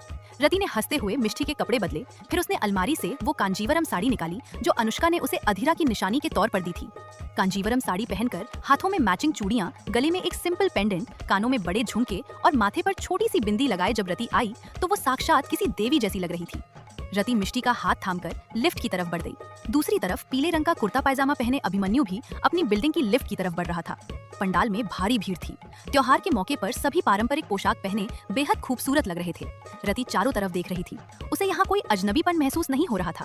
तभी मिष्टी चिल्लाई, मम्मा देखो मेरी फ्रेंड डॉली। सामने करीब 5 साल की एक गोल मटोल बच्ची और उसकी माँ खड़ी थी। रति ने मुस्कुराकर कहा, हाय मैं रति राठौर। नमरीत ने गर्मजोशी से पूछा, जी मैं नमरीत कौर, डॉली दी मम्मी, तुसी कैसे हो? मैं अच्छी हूँ, हम बस 1 हफ्ते पहले ही यहाँ शिफ्ट हुए हैं। तभी भीड़ में से कोई नमरीत से टकराया। वो और कोई नहीं बल्कि उर्मिला जी थी। नमरीत ने पूछा, अरे आंटी जी, ऐसे कोई टकराता है क्या? आप इतनी हड़बड़ी में कहाँ जा रही हैं? उर्मिला जी परेशान थी। अरे निमी पुत्र, क्या बताऊं, जिस फीमेल सिंगर को माता की चौकी के लिए बुलाया था उसे तेज बुखार आ गया है। ऐन मौके पर वो गायब है। अब समझ नहीं आ रहा क्या करूं। फिर क्या होगा आंटी? नमरीत भी चिंतित हुई। सोच रही हूँ अतीश जी की बेटी तान्या को बुला लूं, सुना है अच्छा गाती है। नमरीत ने मुंह बनाया। गाती तो अच्छा है आंटी, इंडियन आइडल के फाइनल तक भी गई थी, पर घमंड ऐसा है कि पूछो मत। उनकी बातें सुन रही मिष्टी अचानक बीच में बोल पड़ी। मेरी मम्मा भी बहुत अच्छा गाती हैं। रति अक्सर मिष्टी को सुलाते वक्त लोरी सुनाती थी। मिष्टी को उसकी आवाज बहुत पसंद थी, इसलिए अनजाने में उसने सबके सामने रति के बारे में बता दिया। पर रति सकपका गई। वो अब सबके बीच गाना नहीं चाहती थी। वहाँ थोड़ा अंधेरा था, इसलिए उर्मिला जी रति का चेहरा ठीक से देख नहीं पाई थी। उन्होंने तुरंत लपक कर रति का हाथ पकड़ लिया। सच में बेटा, अगर तुम गा सकती हो तो प्लीज मेरी मदद कर दो। आज पहला दिन है और पहले ही दिन सब गड़बड़ हो जाएगा। रति को उर्मिला जी की आंखों में छलकती मिन्नतें देखकर बुरा लगा। वो उनसे बड़ी थी, इसलिए उसने हाँ कह दिया। उर्मिला जी खुश हो गईं और उसका हाथ पकड़कर भीड़ को चीरती हुई सीधे मंच की तरफ ले गईं। रति ने एक हाथ से मिष्टी का हाथ थाम रखा था। मंच की तरफ जाते देख भीड़ में एक सुगबुगाहट होने लगी। अभिमन्यु पंडाल के दूसरी तरफ खड़ा था। उसने देखा कि उसकी माँ किसी को मंच पर ले जा रही हैं, लेकिन भीड़ की वजह से वो रति का चेहरा नहीं देख पाया। रति ने मंच पर आकर माइक संभाला। अभिमन्यु दूसरी तरफ मुंह किए खड़ा था। रति ने अपनी आंखें बंद की, एक गहरी सांस ली और गाना शुरू किया। जैसे ही रति के कंठ से महिषासुर मर्दिनी स्तोत्रम के सुर फूटे, पूरा पंडाल मंत्रमुग्ध हो गया। उसकी आवाज में ऐसी दिव्यता और मिठास थी कि हर कोई सुध बुध खो बैठा। उर्मिला जी ने चकित होकर मंच पर खड़ी रति को देखा। रति के चेहरे पर लाइट सीधे पड़ रही थी, जिससे उसका रूप दमक रहा था। उसकी खूबसूरती और आवाज के जादू ने उर्मिला जी का दिल जीत लिया। तभी उनकी नजर रति के हाथ को पकड़े खड़ी मिष्टी पर पड़ी। वो हैरान होकर कभी रति को देखती तो कभी मिष्टी को। उधर भीड़ में खड़े अभिमन्यु के कान में जब वो जानी पहचानी आवाज पड़ी तो उसका पूरा वजूद कांप उठा। उसके पैर जम गए, दिल की धड़कनें बेकाबू हो गईं और बंद आंखों के पीछे एक चेहरा घूम गया। उसके होठ थरथराए और गले से बेहद धीमी तड़पती हुई आवाज निकली, अधीरा। अभिमन्यु राठौर। वो आवाज सुनकर पूरी तरह से जम गया था। उसे अपने कानों पर यकीन नहीं हो रहा था। तभी उर्मिला जी ने इशारे से अभिमन्यु को अपने पास बुलाया। स्टेज पर महिषासुर मर्दिनी स्तोत्र खत्म हो चुका था, लेकिन वहाँ मौजूद लोग अभी भी रति की जादुई आवाज में कुछ और सुनना चाहते थे। हर तरफ से वंस मोर का शोर होने लगा। स्थिति को संभालते हुए उर्मिला जी जल्दी से स्टेज पर गईं और रति से माइक लेकर बोली, आप सभी को नवरात्रि की बहुत बहुत शुभकामनाएं। यहाँ आने के लिए आप सबका आभार। अभी त्योहार के 8 दिन और बाकी हैं। ये बच्ची इसी सोसाइटी में रहती है, इसलिए घबराने की कोई बात नहीं है। ये कहीं भाग नहीं रही। आपको हर दिन इससे कुछ न कुछ अच्छा सुनने को मिलेगा। उन्होंने ये बात इतने मजाकिया लहजे में कही कि सब हंस पड़े, लेकिन रति हैरान रह गई। उसने तो बस वक्त पर उनकी मदद की थी, आगे गाने की तो कोई बात ही नहीं हुई थी। वो परेशान होकर उर्मिला जी को देखने लगी। तभी छोटी मिष्टी ने उसकी कुर्ती खींचते हुए कहा, मम्मा, मिष्टी का हेयर बैंड। रति नीचे झुककर हेयर बैंड ढूंढने लगी तो देखा कि वो उसकी फ्रॉक के पीछे फंसा हुआ था। उसने प्यार से उसे मिष्टी के बालों में लगा दिया। इधर अभिमन्यु बार बार रति का चेहरा देखने की कोशिश कर रहा था, लेकिन उसके नीचे झुकने की वजह से वो देख नहीं पाया। उर्मिला जी ने अभिमन्यु के हाथों पंडित जी को दान दिलवाया, लेकिन उनकी नजर बार बार मिष्टी पर जा रही थी। वो कभी मिष्टी को देखती तो कभी अभिमन्यु को। दोनों की शक्लें इतनी मिल रही थी कि अगर कोई अजनबी उन्हें बाप बेटी कह देता तो किसी को ताज्जुब नहीं होता। रति मिष्टी को लेकर स्टेज से नीचे आ गई। हर कोई उसकी आवाज की तारीफ कर रहा था। जो रति कुछ देर पहले तक सबके लिए अनजान थी, अब सब उसे पहचानने लगे थे। अपनी मम्मा की तारीफ सुनकर मिष्टी के चेहरे की मुस्कान थम नहीं रही थी। तभी नमरीत चहकते हुए आई, ओ तुसी तो छा गए जी, इतना सुंदर गाते हो, पहले क्यों नहीं बताया? हिडन टैलेंट है ना? बाबा जी की कसम, बहुत प्यारी आवाज है तुम्हारी। रति मुस्कुराते हुए बोली, थैंक यू। नमरीत ने पूछा, रति तुम क्या काम करती हो? रति ने झिझकते हुए कहा, अभी कहीं नहीं, ये नया शहर है ना, तो जॉब मिलने में थोड़ी दिक्कत आ रही है, पर उम्मीद है जल्दी मिल जाएगी। नौकरी की बात सोचते ही रति के चेहरे पर चिंता की लकीरें उभर आईं। वैसे तो वो अपने जज्बातों को छुपाने में माहिर थी, पर इस वक्त वो जानती थी कि उसके लिए नौकरी कितनी जरूरी है। नमरीत उसकी परेशानी समझ गई और उसके पास आकर धीरे से बोली, अरे परेशान होने की कोई जरूरत नहीं है रति, अब हम दोस्त हैं। ये उर्मिला आंटी है ना? रति ने पूछा, कौन उर्मिला आंटी? नमरीत ने अपने सिर पर हाथ मारते हुए कहा, अरे वही जिन्होंने तुम्हें गाने के लिए कहा था। रति बोली, अच्छा? नमरीत ने आगे कहा, हाँ तो मैं कह रही थी कि उनकी पहुंच बहुत है और वो बहुत मददगार स्वभाव की हैं। मैं तुम्हारे लिए उनसे जरूर बात करूंगी। वैसे भी आज तुमने उनकी इतनी बड़ी मदद की है, वो तो खुशी खुशी तैयार हो जाएंगी। रति ने राहत की सांस ली और फिर नमरीत को अपना नंबर देकर बोली, अगर कोई जॉब मिले तो प्लीज बताना, और फिर मिष्टी को लेकर फ्लैट की तरफ चली गई। उधर अभिमन्यु पागलों की तरह उस आवाज वाली लड़की को ढूंढ रहा था। उसे इस तरह परेशान देखकर उर्मिला जी ने पूछा, किसे ढूंढ रहा है बावरे की तरह? अभिमन्यु ने बात टालते हुए पूछा, वो आवाज किसकी थी माँ? उर्मिला जी ने भौहें उचकाकर कहा, क्यों, क्या हुआ? तुम्हारी कोई जानने वाली थी? अभिमन्यु ने कहा, नहीं, आवाज बहुत खूबसूरत थी इसलिए पूछ रहा था, और आपने मुझसे मिलवाया भी नहीं। उर्मिला जी मुंह बनाते हुए बोली, अच्छा तू कब से लोगों से मिलने लगा? जब भी किसी से मिलवाती हूँ तो मुंह फुला लेता है, और आज मिलने की बात कर रहा है। अभिमन्यु चिढ़कर बोला, माँ। उर्मिला जी हंसकर बोली, अच्छा अच्छा समझ गई, मिलवा दूंगी किसी दिन। वैसे अगर वो कल दिखी तो? अभिमन्यु ने पूछा। तो क्या मतलब? उर्मिला जी ने बताया, अरे मैं खुद उसे नहीं जानती, वो नमरीत के पास खड़ी थी तो उसकी छोटी बच्ची ने बताया कि उसकी मॉम बहुत अच्छा गाती हैं। अभिमन्यु हैरान रह गया, उसकी बेटी भी है? उर्मिला जी कुछ सोचते हुए बोली, हाँ देखने में तो वो खुद काफी छोटी उम्र की लगती है। चलो माँ दुर्गा की कृपा से सब अच्छे से निपट गया। अभिमन्यु बिना कुछ बोले अपनी बिल्डिंग की तरफ बढ़ गया। उर्मिला जी भी उसके पीछे जाने वाली थी कि तभी किसी की आवाज सुनकर रुक गईं। अरे मिसेस राठौर, कैसी हैं आप? ये शकुंतला देवी थी। उम्र में भले ही वो उर्मिला जी से बड़ी थीं, लेकिन उनका पहनावा और फैशन आज की लड़कियों जैसा था। उर्मिला जी ने शिष्टाचार निभाते हुए कहा, ओह शकुंतला जी, मैं ठीक हूँ, आप बताइए। शकुंतला जी ने ताना मारते हुए कहा, आपने ये अच्छा नहीं किया। क्या हम इतने पराये थे कि आपने हमें बताना भी जरूरी नहीं समझा? उर्मिला जी हैरान हुई, क्या? मैं आपकी बात में नहीं समझी, साफ साफ कहिए। शकुंतला जी बोली, कम ऑन उर्मिला, इतनी नासमझ मत बनो। एक वक्त था जब मैं अपनी बेटी अंकिता की शादी तुम्हारे बेटे से कराना चाहती थी। अभिमन्यु ने मना किया तो मुझे बुरा लगा, पर मैंने दिल में कोई कड़वाहट नहीं रखी। लेकिन लगता है तुम्हारे दिल में अब भी खटास है। उर्मिला जी ने अपना सिर पकड़ते हुए कहा, प्लीज आप पहेलियां मत बुझाइए, साफ बताइए कि बात क्या है। शकुंतला जी तंज कसते हुए बोली, ओह तो सीधे सुनना चाहती हो? तुम्हारे बेटे ने शादी कर ली है, उसकी एक बेटी भी है, और तुमने ये बात छुपाई। इसका मतलब साफ है कि तुम्हारा बेटा इसीलिए हर रिश्ते को मना करता था। उर्मिला जी के पैरों तले जमीन खिसक गई। क्या? मेरे बेटे ने शादी कर ली और मुझे ही नहीं पता? वैसे जब इतना बता ही दिया है तो ये भी बता दीजिए कि मेरी बहू कौन है। उन्हें शकुंतला जी की झूठी बातों पर बहुत गुस्सा आ रहा था। शकुंतला जी ने स्टेज की तरफ इशारा किया, अरे वही जिसे तुम हाथ पकड़कर स्टेज पर ले गई थी। अब ऐसे अनजान मत बनो जैसे तुम्हें कुछ पता ही ना हो। उर्मिला जी कुछ जवाब देने ही वाली थी कि तभी उनके पति आनंद जी आ गए। उर्मिला घर चले, काफी रात हो गई है। उर्मिला जी ने शकुंतला की तरफ देखा और गुस्से को दबाते हुए बोली, बहू से मिलने घर जरूर आइएगा। और आनंद जी के साथ आगे बढ़ गईं। रात को अभिमन्यु अपने कमरे में परेशान बैठा था। वो सोच रहा था, ऐसा कैसे हो सकता है? उसकी आवाज बिल्कुल अधीरा जैसी थी। मैं उस आवाज को कैसे भूल सकता हूँ? कुछ दिन पहले रात को भी मुझे ऐसी ही आवाज सुनाई दी थी, यानी वो दोनों एक ही लड़की है। पर उसकी आवाज अधीरा जैसी क्यों है? कहीं मैं ज्यादा तो नहीं सोच रहा? उधर डाइनिंग टेबल पर अजीब सा सन्नाटा था। उर्मिला जी खा तो रही थीं, पर शकुंतला की बातें उनके दिमाग में घूम रही थीं। अभिमन्यु भी चुपचाप था, सिर्फ आनंद जी सुकून से खाना खा रहे थे। वहीं रति फिर से अखबार में नौकरियां ढूंढ रही थी। उसने तय कर लिया था कि अब कम पैसों वाली नौकरी भी मिलेगी तो वो कर लेगी, क्योंकि मिष्ठी उसकी पहली जिम्मेदारी थी। वैसे तो इंदौर में रति के नाम पर जायदाद थी, लेकिन वो जानती थी कि वो सचमुच वो रति नहीं है जिसकी वो प्रॉपर्टी थी। उसे झूठ और धोखे से नफरत थी। उसके पास असली रति की बस एक ही अमानत थी, मिष्ठी। हमेशा की तरह रति सुबह जल्दी उठी, मिष्ठी को क्रेच में छोड़ा और नौकरी की तलाश में निकल पड़ी। उसके जाने के कुछ देर बाद अभिमन्यु भी ऑफिस के लिए निकला, लेकिन आज ऑफिस में उसका मन नहीं लग रहा था। वो जल्दी घर जाने के लिए कैबिन से बाहर आया तो उसे आयशा मिल गई। आयशा ने पूछा, हे अभिमन्यु, क्या हुआ, कहीं जा रहे हो? अभिमन्यु ने कहा, हाँ घर जा रहा था, कोई काम था? आयशा मुस्कुराई, काम तो होता रहेगा, चलो आज मैं भी तुम्हारे साथ चलती हूँ, अंकल आंटी से मिले बहुत दिन हो गए। आयशा अपनी कार ऑफिस में ही छोड़कर अभिमन्यु के साथ उसकी कार में बैठ गई। घर पर उर्मिला जी रसोई में दोपहर का खाना बनवा रही थी। तभी नमरीत का फोन आया। नमस्ते आंटी जी, सत श्री अकाल। उर्मिला जी ने कहा, सत श्री अकाल बेटा, कैसी हो? नमरीत बोली, सब बढ़िया आंटी। इसके बाद नमरीत ने रति के जॉब के लिए बताया। उर्मिला जी ने खुशी खुशी मदद करने के लिए कहा। तब तक अभिमन्यु और आयशा घर पहुंच गए। उर्मिला जी और आनंद जी आयशा को देखकर बहुत खुश हुए। आयशा उनके लिए बेटी जैसी थी। बातों बातों में उर्मिला जी को याद आया कि अभिमन्यु को ऑफिस में एक असिस्टेंट की जरूरत है। उर्मिला जी ने बात छेड़ी, आयशा बेटा एक लड़की है, कल रात उसने माता रानी का बहुत ही खूबसूरत भजन गाया था। उसे नौकरी की बहुत सख्त जरूरत है। अगर तुम्हें ठीक लगे तो उसे अभिमन्यु की असिस्टेंट की पोस्ट पर रख लो। ये सुनकर बैंगलोर अभिमन्यु को शहर में अचानक आज धक्का की लगा। शाम बहुत क्या खास उसकी माँ थी। कल रात वाली हर लड़की की तरफ- बात कर रही थी जिसकी आवाज अधीरा की तरह थी? ये सोचकर ही अभिमन्यु को जोर जोर से खांसी आने लगी थी। अब आप किसकी बात कर रही हैं माँ? मैं ऐसी ही किसी लड़की को जॉब नहीं दे सकता। अभिमन्यु को चिढ़ते देख उर्मिला जी ने आयशा से कहा, आयशा अब तुम इसे समझाओ।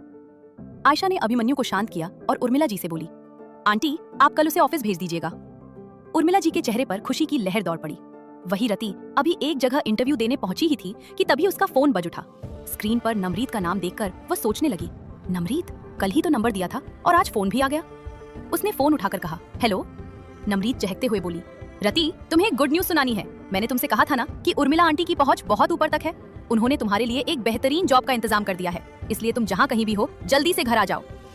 रति की आंखों में खुशी के आंसू आ गए। सच में? नमरीत हंसकर बोली, और नहीं तो क्या, मैंने झूठ बोलने के लिए फोन थोड़े ही किया है। रति भावुक होकर बोली, तुम नहीं जानती नमरीत, तुमने मेरी कितनी बड़ी मदद की है। Thank you so much. Namreet ने कहा, अरे थैंक यू किस बात का, हम तो। रति ने उसकी बात काटते हुए हंसकर कहा, दोस्त है ना। और दोनों खिलखिलाकर हंस पड़ी। दोस्त तो कभी नैना भी हुआ करती थी, लेकिन उसने क्या किया, पीठ पीछे धोखा दिया। उस बीते कल को याद करते ही रति का मन उदास हो गया। न चाहते हुए भी अतीत की कड़वी यादें उसके जहन में आ ही जाती थीं। अब उसे जिंदगी से और कुछ नहीं चाहिए था। वो बस मिष्टी के साथ खुलकर जीना चाहती थी। उसे इस शहर और सोसाइटी में आए अभी सिर्फ 10 दिन ही हुए थे, लेकिन यहाँ के लोगों ने दिल खोलकर उसका स्वागत किया था। शैलजा, नमरीत और उर्मिला आंटी, जो उसके लिए बिल्कुल अजनबी थी, फिर भी उन्होंने उसकी इतनी मदद की। जब मन खुश होता है तो सोच अपने आप सकारात्मक हो जाती है। रति के चेहरे पर एक अनोखा निखार आ गया था। वो जल्दी से घर पहुंची और नमरीत को फोन किया। नमरीत ने उसे उस ऑफिस का पता और डिटेल्स दी जहां कल उसे इंटरव्यू के लिए जाना था। आज नवरात्रि का दूसरा दिन था, लेकिन रति आज नीचे कार्यक्रम में नहीं जा पाई। दोपहर को मिष्टी को खाना खिलाकर सुलाते सुलाते कब उसकी खुद की आंख लग गई उसे पता ही नहीं चला। शाम को जब फोन की घंटी बजी तब उसकी नींद खुली। उसने समय देखा तो शाम के 6 बज रहे थे। वो हैरान रह गई कि वो इतनी देर तक सोती रही। उसने एक नजर सोती हुई मिष्टी पर डाली और फिर फोन को देखा, जिस पर किसी अनजान नंबर से कॉल आ रहा था। थोड़ी देर में फोन कट गया। परसों ही उसने एक सस्ता सा मोबाइल खरीदा था। अगर जरूरत न होती तो वो शायद फोन भी न लेती, लेकिन आज के समय में रोटी, कपड़ा और मकान के साथ फोन भी जिंदगी का एक अहम हिस्सा बन चुका है। जैसे ही वो बिस्तर से उठी, फोन एक बार फिर बज उठा। रति ने कॉल रिसीव किया। हेलो, उधर से आवाज आई। बेटा, मैं उर्मिला आंटी बोल रही हूँ। रति खुश होकर बोली, ओ आंटी आप, जरूर नमरीत ने आपको मेरा नंबर दिया होगा। वैसे मैं खुद आपको फोन करने वाली थी। जल्दी जल्दी में मैं नमरीत से आपका नंबर लेना भूल गई थी। आंटी, आपने मेरे लिए जो भी किया है उसके लिए जितना भी शुक्रिया अदा करूं कम है। उर्मिला जी ने स्नेह से कहा, अरे बेटा, थैंक यू किस बात का? तुमने भी तो कल मेरी इतनी बड़ी मदद की थी। वैसे आज तुम नीचे दिखी नहीं।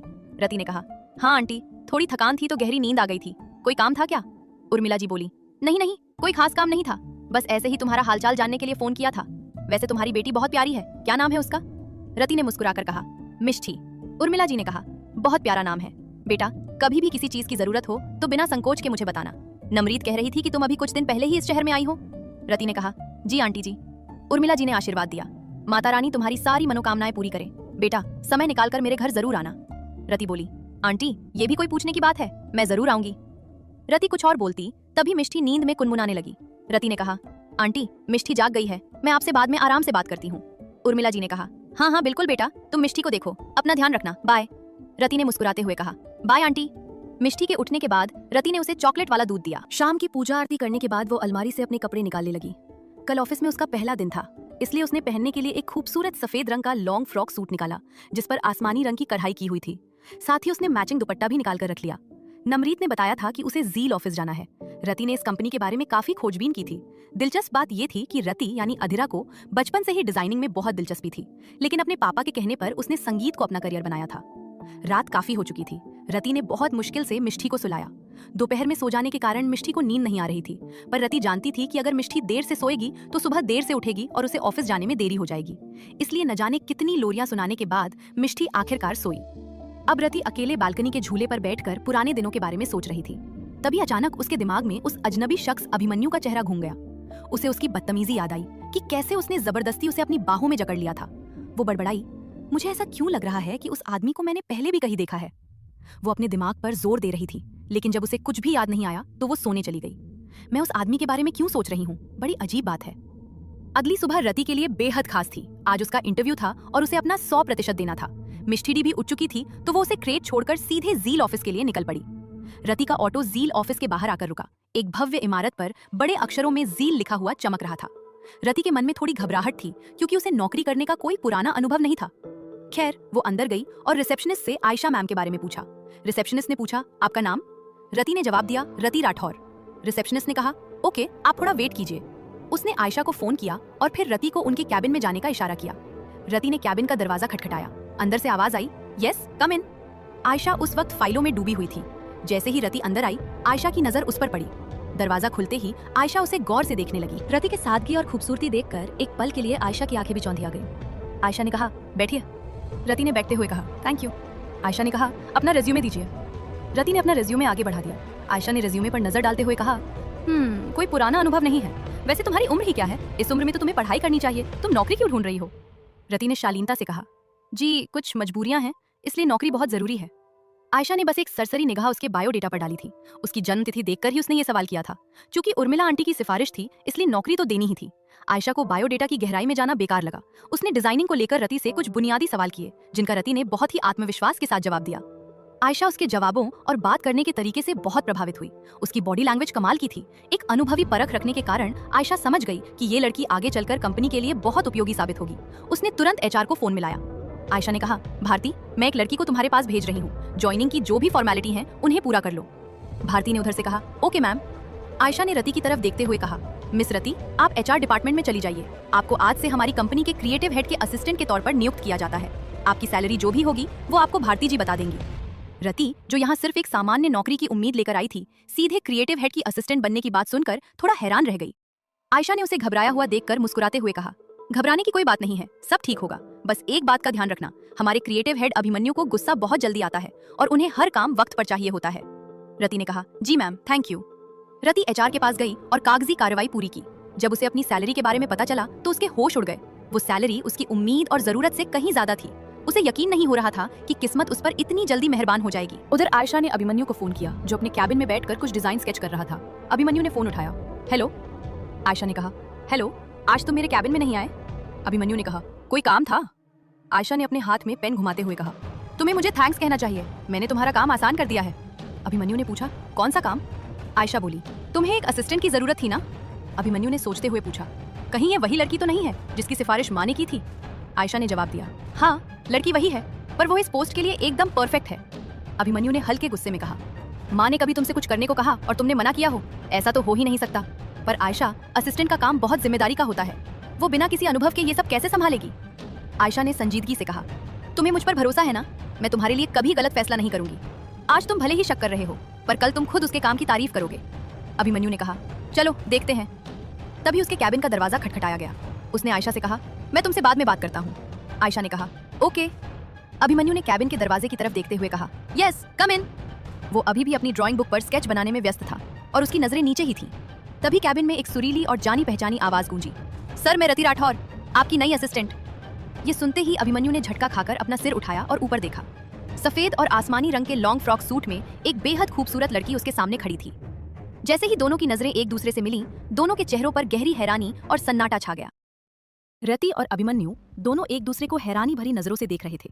अभिमन्यु ने मन ही मन सोचा, अरे, ये तो वही लड़की है, इसका मतलब माँ इसी लड़की की बात कर रही थी। दूसरी तरफ रति के होश उड़े हुए थे। हे भगवान, ये तो वही बदतमीज लड़का है, और उस दिन गुस्से में मैंने इसे थप्पड़ भी मारा था। इसका मतलब अब ये नौकरी तो मिलने से रही। उसका मन रोने का हो रहा था। उसने क्या क्या सोच रखा था, लेकिन आज सब कुछ बर्बाद होता नजर आ रहा था। मगर अभिमन्यु को न जाने क्यों उसे यहाँ देखकर अच्छा लगा था। अपनी सोच से बाहर आते हुए अभिमन्यु ने कहा, तो आप है मेरी असिस्टेंट? रति ने घबराते हुए कहा, जी। उसने मन में सोचा, क्या इसने मुझे पहचाना नहीं? अभिमन्यु ने फाइल पर नजर गड़ाते हुए पूछा, आपका नाम? रति बोली, जी, रति राठौर। जैसे ही उसने राठौर सुना, अभिमन्यु की नजरें रति से टकरा गईं। न चाहते हुए भी अभिमन्यु की आंखें रति का चेहरा निहारने लगी थीं। उसे रति की आंखें पहचानी सी लगीं। उस दिन भी तो वह उसकी इन्हीं गहरी भूरी आंखों में खो गया था। वहीं खुद को इस तरह देखता पाकर रति असहज होने लगी। रति के लिए वहां एक पल भी खड़ा रहना मुश्किल हो रहा था, लेकिन नौकरी की वजह से अब उसे हर समय उसके साथ ही रहना था। उसका बस चलता तो वह फौरन वहां से चली जाती और कह देती कि वह ये काम नहीं कर सकती। लेकिन फिर उसके बाद क्या? घर कैसे चलेगा? यहाँ उसे सैलरी भी तो कितनी अच्छी मिल रही थी और मिष्टी का एडमिशन भी कराना था। रति ने मन ही मन खुद को समझाया, मेरा सच में बहुत बुरा वक्त चल रहा है जो मुझे इस इंसान के साथ काम करना पड़ेगा। अधीरा, तुझे इसे बर्दाश्त करना होगा। कुछ दिन काम कर ले, फिर कहीं और नौकरी ढूंढ लेना। अभिमन्यु रति के चेहरे की घबराहट को ताड़ चुका था, लेकिन अनजान बनते हुए बोला, रति, आपका केबिन सामने की तरफ है। अभी मेरी मीटिंग मिस्टर साहिल अहलूवालिया के साथ है। ये मीटिंग आसपास के किसी अच्छे होटल में होनी चाहिए जो आपको अरेंज करना है। फिर शाम 4 बजे डिजाइनिंग टीम के साथ मीटिंग है। फिलहाल आज यही 2 मीटिंग्स हैं। रति जल्दी जल्दी सब कुछ नोट कर रही थी, जिसे अभिमन्यु बड़े गौर से देख रहा था। वह हाथ में पेंसिल घुमाते हुए उसी पर नजरें टिकाए था। आज तक जो शख्स अधीरा के अलावा किसी लड़की को मुड़कर नहीं देखता था, आज उसकी नजरें रति से हट ही नहीं रही थी। जब लिखने के बाद रति ने उसकी तरफ देखा तो उसने धीरे से अपनी आंखें हटा ली। रति ने पूछा, सर, कुछ और? नहीं, आज के लिए इतना काफी है। और हाँ, जाते जाते मेरे लिए कॉफी ले आना। कॉफी? रति ने चौंक कर पूछा। अभिमन्यु बोला, हाँ, कॉफी, और हर 1 घंटे में मुझे मेरी टेबल पर कॉफी चाहिए, इस बात का ध्यान रखना। रति ने कहा, जी, तो मैं अपने कैबिन में जाऊं? अभिमन्यु ने उसकी तरफ देखते हुए लगभग ऑर्डर देने वाले लहजे में कहा, अभी तो तुमसे कहा कि मुझे टेबल पर कॉफी चाहिए, तो पहले जाकर कॉफी लेकर आओ। रति को यह सब बहुत अजीब लग रहा था, शायद इसलिए क्योंकि उसके लिए कॉर्पोरेट की दुनिया एकदम नई थी। वह उसका बॉस था, इसलिए वह मना भी नहीं कर सकती थी। वो हाँ बोलकर उसके कैबिन से बाहर निकल गई। कैबिन से बाहर आते ही वो रिसेप्शन एरिया के सोफे पर बैठ गई। इतनी देर से रुकी हुई सांसों को वो अब जाकर सुकून से ले पा रही थी। डर के मारे उसका दिल जोर जोर से धड़क रहा था। उसे लगा था कि वो उसे पहचान जाएगा, लेकिन बात करने के अंदाज से ऐसा बिल्कुल नहीं लगा। लेकिन वो मुझे देख किस तरह से रहा था? सच में बदतमीज है। उस दिन मैंने इसे थप्पड़ मारकर बिल्कुल सही किया था। रति मन ही मन उसे कोसने लगी। अब ये 4 बार कॉफी पिए या 5 बार, मुझे क्या? उसने रिसेप्शनिस्ट से पूछा, कॉफी मशीन कहाँ है? रिसेप्शनिस्ट ने मुस्कुराकर उसे सब बता दिया। गैलरी के कोने में एक छोटा सा स्पेस बना था जहाँ टेबल कुर्सी लगी थी। पास ही एक स्लैब था जिस पर कॉफी मशीन और फ्रिज रखा था। थोड़ा अंदर जाने पर एक ग्लास रैक था जहाँ चिप्स और बिस्किट के पैकेट रखे थे। रति ने जल्दी से कॉफी बनाई और अभिमन्यु के कैबिन में चली गई जहाँ वो कोई डिजाइन बनाने में बिजी था। उसने कॉफी टेबल पर रखी और कहा, सर कॉफी। अभिमन्यु ने उसकी तरफ देखे बिना कहा, रति ने पूछा, सर मैं अब जाऊं? अभिमन्यु बोला, हाँ जाओ। उसके जाते ही अभिमन्यु के चेहरे पर एक सुकून भरी मुस्कान आ गई। कॉफी की एक चुस्की लेते हुए उसने बुदबुदाया, नाइस कॉफी। अभिमन्यु का कैबिन कांच का था जहां से वो रति के कैबिन को साफ देख सकता था, लेकिन रति को बाहर का कुछ दिखाई नहीं देता था। रति जैसे ही अपनी सीट पर बैठी उसने राहत की सांस ली। कैबिन में एसी चल रहा था और बाहर का मौसम भी अच्छा था। फिर भी टेंशन की वजह से उसके चेहरे पर पसीना आ रहा था। वो डेस्क पर रखी कॉपी से खुद को हवा करने लगी। उसकी ये सारी हरकतें अभिमन्यु बड़े गौर से देख रहा था। अभिमन्यु मुस्कुराते हुए मन में बोला, पागल लड़की, इसका मतलब ये वही लड़की है जिसने उस दिन गाना गाया था। लेकिन माँ तो इसकी बेटी के बारे में बात कर रही थी। ये खुद तो बच्ची जैसी है। माँ भी ना, हो सकता है इसकी दीदी की बेटी हो या कोई और रिश्तेदार। उन्हें गलतफहमी हो गई होगी। अभी मीटिंग में थोड़ा समय था। रति ने अपनी खाली डेस्क को देखा। उसने ड्रॉर खोलकर कुछ पेन, पेंसिल और पेपर निकाले और डेस्क पर रख दिए। वो पेपर पर कुछ ड्रॉ करने की सोच ही रही थी कि तभी फोन की घंटी बजी। रति ने फोन उठाया। हेलो। अभिमन्यु उसे कांच के पार से देखते हुए बोला, मीटिंग में 15 मिनट बचे हैं, जल्दी से मिस्टर अहलूवालिया से कांटेक्ट करो। नंबर स्वीटी से ले लेना और अपने फोन में सेव कर लेना। और हाँ, मीटिंग में तुम्हें भी मेरे साथ चलना है। रति चौंक गई। क्या? अभिमन्यु ने पूछा। कोई दिक्कत? रति फोन पर ही थी लेकिन डर के मारे ना में अपना सिर हिलाने लगी। अभिमन्यु ने टोकते हुए कहा, ये गाय की तरह सिर क्यों हिला रही हो? रति हैरान होकर कभी फोन को देखती तो कभी अपने कैबिन को। उसने सोचा, पक्का यहाँ कोई कैमरा लगा है। अभिमन्यु अपनी हंसी दबाते हुए बोला, तुम्हारे कैबिन में कोई कैमरा नहीं लगा है। जल्दी से बात करो, मुझे हर काम वक्त पर चाहिए। Got it? रति हड़बड़ाते हुए बोली, यस सर। उसने जल्दी से गूगल सर्च किया।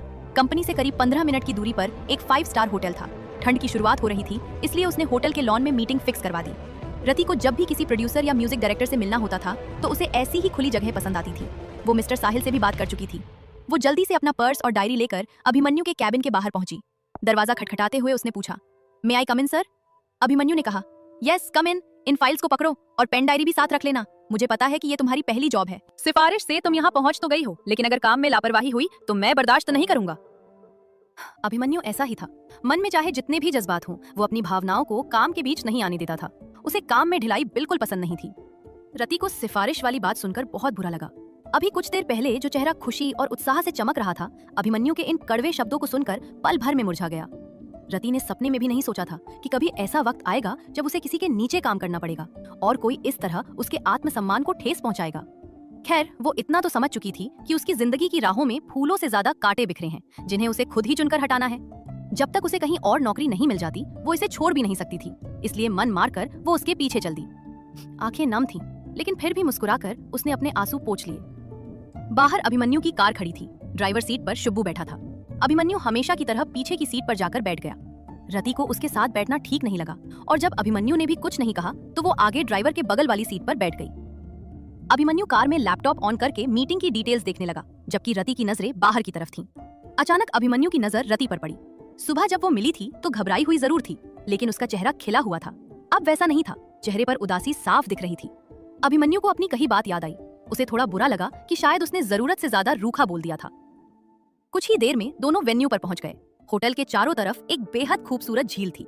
बाहर लॉन में ही मीटिंग का सेटअप था, जहां से झील का नजारा साफ दिख रहा था। हल्की हल्की ठंडी हवा चल रही थी और धूप भी अच्छी खिली थी। कुल मिलाकर रति ने मीटिंग के लिए एक बेहतरीन जगह चुनी थी। अभिमन्यु को भी वहां आकर अच्छा लगा।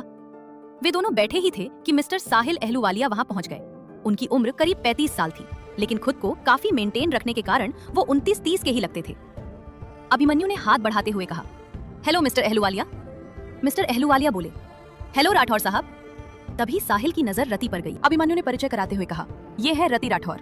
साहिल ने हैरान होकर पूछा, आपकी वाइफ? रति और अभिमन्यु एक साथ बोल पड़े, नो। रति ने हड़बड़ाते हुए संभाला, दरअसल हमारा सरनेम एक ही है। फिर साहिल से हाथ मिलाते हुए बोली, मैं इनकी असिस्टेंट हूँ, मिसेस रति राठौर। मिसेस शब्द सुनते ही अभिमन्यु के कान खड़े हो गए। उसने हैरान नजरों से रति को देखा। उसे यकीन नहीं हो रहा था कि वो शादीशुदा है। इसका मतलब माँ सच कह रही थी कि उसकी एक बेटी भी है, लेकिन इसकी उम्र तो इतनी कम है। साहिल ने रति से कहा, आई एम वेरी सॉरी, अगर आपको बुरा लगा हो तो। रति ने मुस्कुराकर बात संभाली, अरे कोई बात नहीं, चलिए अब काम की बात करते हैं। उसने फाइल अभिमन्यु की तरफ बढ़ाई। अभिमन्यु जैसे होश में आया और रति पर एक नजर डालकर मीटिंग शुरू की। मीटिंग खत्म होने के बाद तीनों ने साथ में लंच किया। साहिल ने कहा, मिस्टर राठौर, आज जब मैं ऑफिस से निकला था तो मेरा मूड बहुत खराब था, लेकिन यहाँ आकर मन को बहुत सुकून मिला। बहुत खूबसूरत जगह है ये। अभिमन्यु ने रति की तरफ देखा और कहा, मिस्टर अहलूवालिया, ये जगह रति ने ही चुनी है। साहिल ने कहा, ओह रियली, सच में? आपकी पसंद की तरह ये जगह भी बेहद खूबसूरत है।